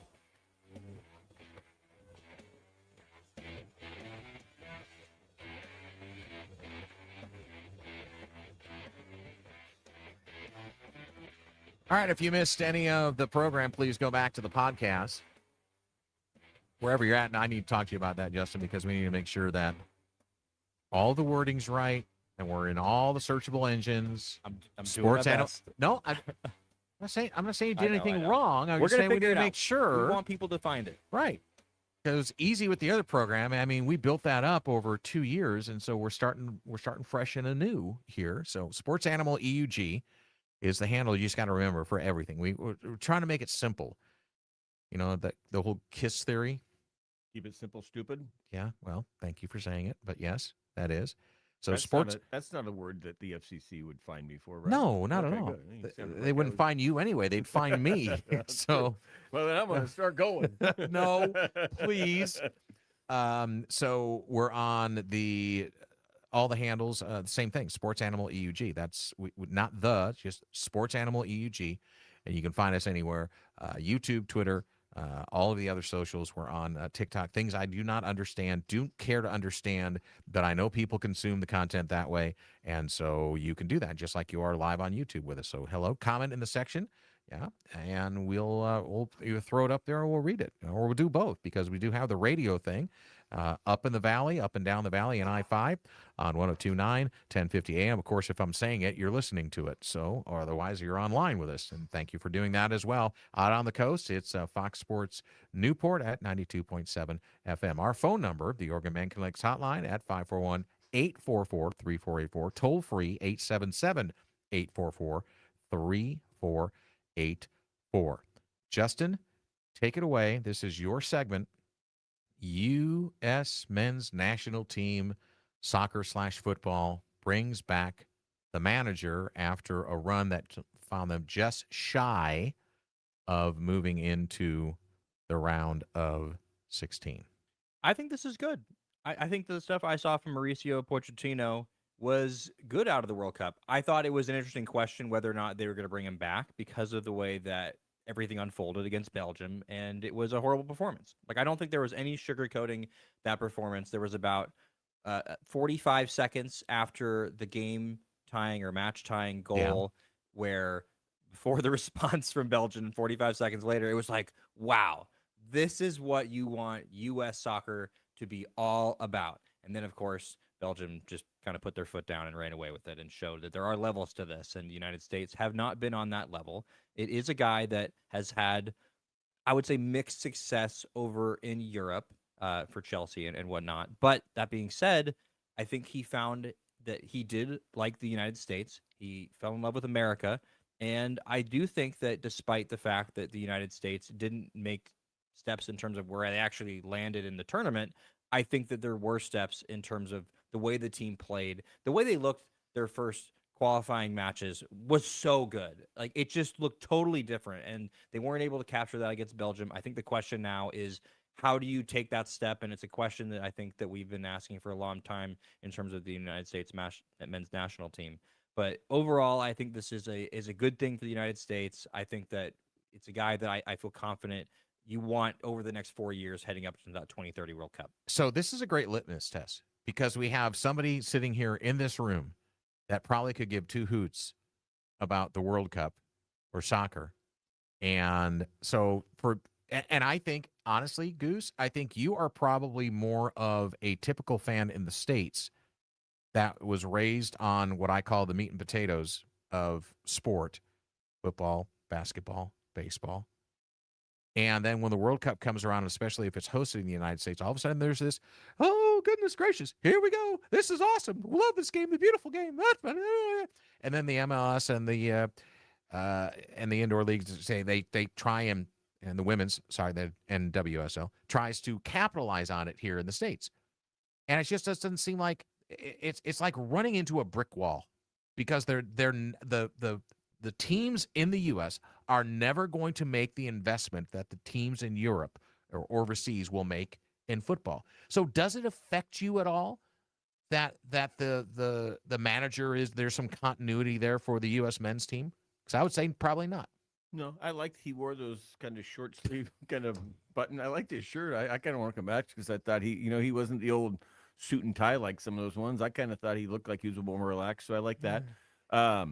Yeah, every 4 years when the U.S. loses in the World Cup, I always say, all right, now we can go back to not caring about soccer for 4 more years. And I think that's the way it is for me and many others. But what would it take to pull you in? Is it going to be like getting to the I mean, I'll watch it when quarterfinals? they play. Yeah. I mean, that's what I'll do. But I'm not going to spend the next 4 years trying to figure out how they can be better or anything. I just think, we don't have to be great at everything, too. Sometimes other countries can win things, and it's okay. But is that what's keeping us from greatness? Is that there's not this groundswell of I don't and think a those push? countries have as many other. I mean, your athletes are deciding between soccer, basketball, football, baseball. I don't think there's any other country that has.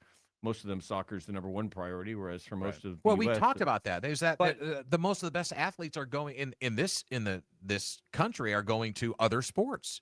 What's interesting though is that if you think about the populations, there's probably more people playing soccer in the United States than a Belgium. Like just in terms of the number of sheer people numbers, playing. just because of the size. Exactly, because of the size. So the percentage-wise is obviously a lot less, but the difference is it's almost like I think is interesting about world soccer and club football, international football, is it really does feel like it's a lot like college football and college sports where they just have these like machines of infrastructure. And it feels like in college football, it's all this infrastructure that leads to success. And you can't just overnight say, well, we're going to bring in 50 transfers and all of a sudden we're going to be good. It just doesn't work that way. And I think it's the same thing with soccer where you have to over a number of years really develop it from the youth ages up. And so whether or not it's just the sheer numbers or how many athletes are actually playing it, I don't know how much that actually factors into it rather than just the dedication, like Danny's saying, and the development of players from the time they're in their youth ages. Because I think that by the time players if you're going to college basically for soccer, it's already like too late for you. You got to be like 14, 15 years like old. tennis. Yeah, if exactly. you're playing college tennis, you're probably done. not very good. Yeah, you're not very good. So the good ones are in the academy. Well, you're good, but you're not going to be elite good. Exactly. But you're not going to compete with you're, the belt. You're clearly good if you're playing college tennis. I'm just Right. saying, if you're playing college at 18 instead of already having turned pro, that's true. probably a sign that you're not there. Okay, so if you have any opinions on anything that we've discussed, are the Dodgers the evil empire, and should they just be dismantled, and should there be an Nobody's antitrust saying suit? that. Yes, you are. You're absolutely saying No, that. I just want a salary floor. Yes, you okay? Okay, well, so you're going to make other teams have to spend more to try and that we're getting into. Yeah. So Commit to the team. Yeah, let's let Congress solve it. Let's do that next. Well, we could talk about that. Save Baseball Act. That's Ted Cruz's next chore once he gets the Save College Football Act. I think something we should talk about on this Lord show help is us. what should be the impact of politics and in the government in sports, because I think that we're starting to get to the point where we're going to have some real conversations. Okay, well, you're the lead guy on this whole thing. You tell us what we need to talk about, and then we just follow your direction. So, I mean, it's true in a lot Nobody of ways. likes sports and politics, but I just think Yeah, that the it's- way that things are going with it's the money and third all rail. this, It's the third I get rail. it. It's Okay. just becoming more and more blurred. So if you want to chime on in, you've got one more segment to try and do. So we didn't have the recap of big bets. Goose is worried that he was just horrible again. Justin feels like he knows he went 4-1, so he definitely wants to talk about it. I have no idea. I have to listen back to the show because somebody took my notes from me. So I keep track of it, but then if I lose the sheet of paper, I don't remember. I don't even remember. I know that I know that I did okay, but I don't know. It's 3-2. I think I had a winning record. I think I was over. I didn't follow it Goose. that closely, but I was looking. I was You picked checking the in. games. I know. I took my Royals and they didn't win, and then I bet against your Cubs and they did win. So I think I. And I know I won the WNBA game. I didn't remember. I didn't. Yeah, take the Liberty either, that's- so yeah, that's at least 3. I think All I right. went 0-5. I think I'm 1-9. Oh no. Well, you better call in because it'll be easy to beat us. The Oregon Athletics hotline at 541-844-3484, 877-844-3484. Last segment here on The Drive for a Monday.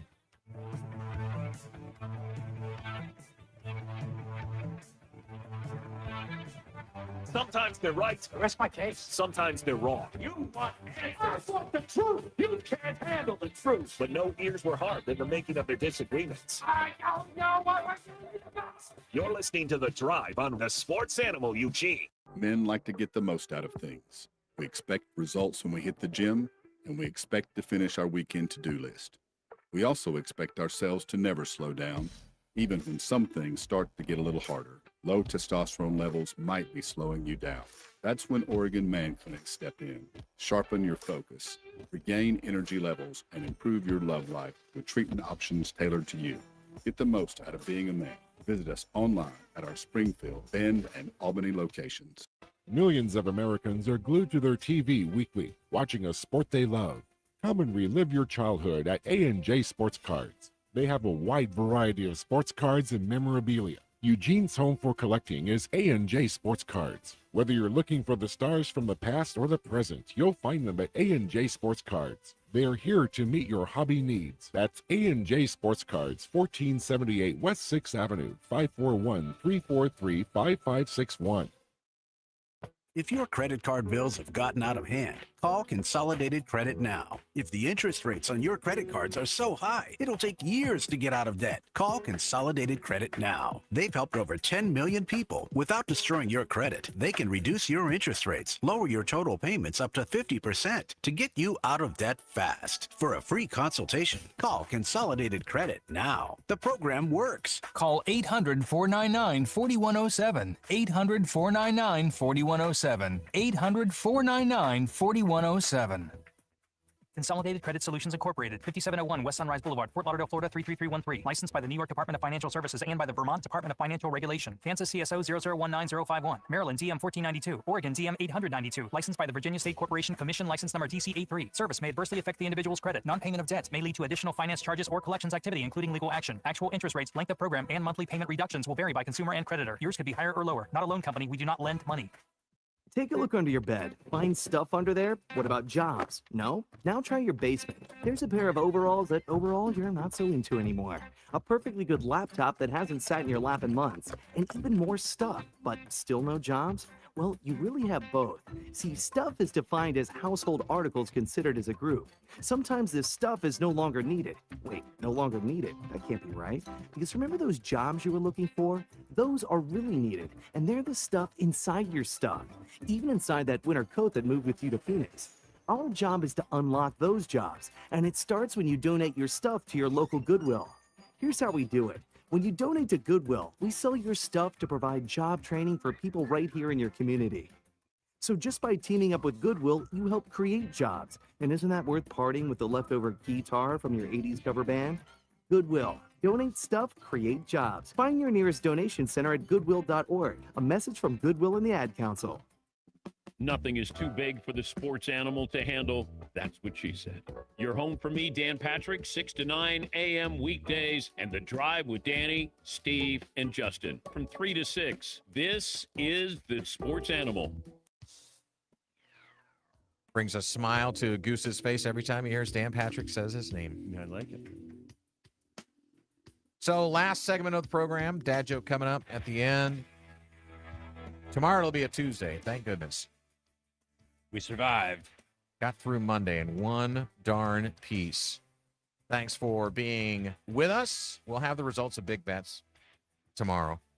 I'll put everything in a computer and bring it in. So stay tuned for the show tomorrow, 3 to 6. You can listen to us online as well on the YouTube and the Twitter. That's where the video portion of it is. You can go in there and comment. You can chat with us, and we'll throw it up on the air. And we'll also talk about it with you. Also, you can call us on the Oregon Man Clinics hotline at 541-844-3484, toll free 877-844-3484. I'm Danny. That's Justin. There's Goose. Last segment of the program. So we had the tease earlier. So apparently USC Notre Dame is back on. What do you think, Goose? 2030. I think it's great because it's a rivalry, but I'm also not one who, like, everybody likes to blame you, and USC clearly walked away from it. But I totally get it. They're in the Big Ten. There are years there, like this year, they play Oregon and Indiana, maybe Ohio State too.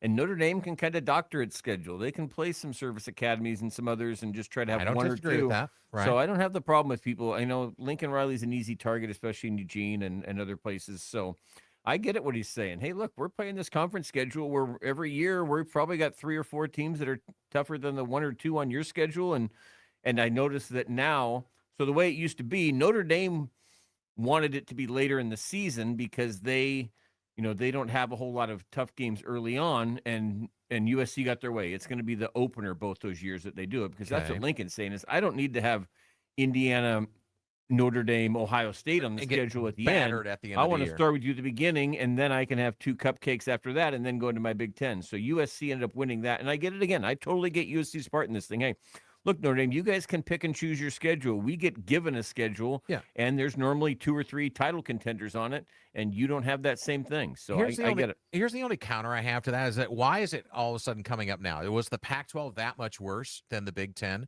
that USC didn't care about it then? I think I'm just tradition. saying. I mean, I think back then, the playoff. And they put it in November. Well, and the when they were playoff playing. was only 2 teams. I don't think most years. I Okay. mean, USC had years, obviously, in Pete Carroll where they were in there. But now it's like, hey, to be a 12, we can probably only lose 2.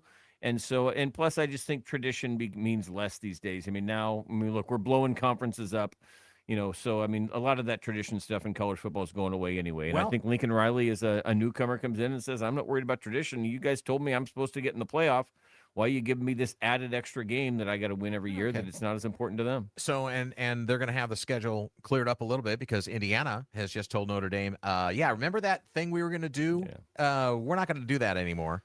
And I don't know if that was Kurt Signetti behind this. I think it or- is, but there's been talk that So Indiana Notre Dame is off now. They were going to they have don't have a Power 4 opponent through like 2031 in non-conference, but I think that's going to change. I think there had been talk from Tony Petitti that They need to they schedule were at gonna least one. force, because that's what the SEC is doing. So Yeah. all you SEC haters, they're forcing everybody to play the 4. What's that? Did you call? I, but Indiana doesn't have to play any. Indiana doesn't have to play anybody, but they do. So I think this Indiana schedule might be what finally pushes Tony Petitti to say, hey, starting in 2029, whatever, we're going to force you. We can't have 3 cupcakes. You got to play at least one non-conference team that's good. Okay, guys, let's throw it out there.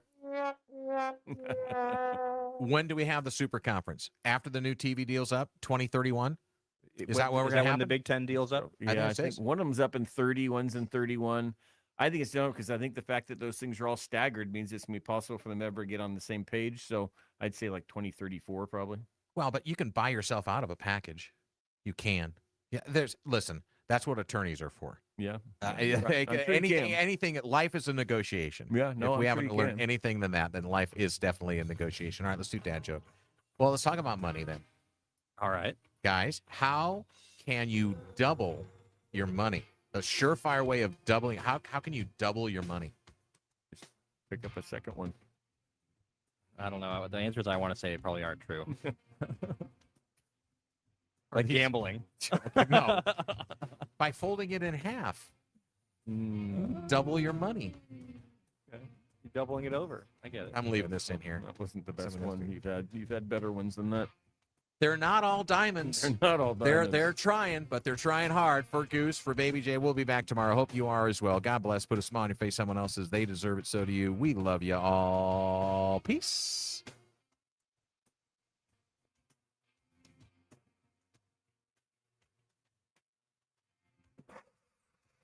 $10:50 a.m. and 102.9 FM and the SportsAnimalEugene.com. Broadcasting from the Bigfoot Beverages Studios. You're listening to The Drive on the Sports Animal Eugene. It's back to school shopping time, and St. Vinny's retail thrift stores are the perfect place to start. Every location has wide selections of affordable clothing, shoes, sporting goods, dorm furnishings, and various school supplies. Plus, every purchase you make for your children will help St. Vincent de Paul support vulnerable families this school year and beyond. For store locations, visit svdp.us. This message is brought to you by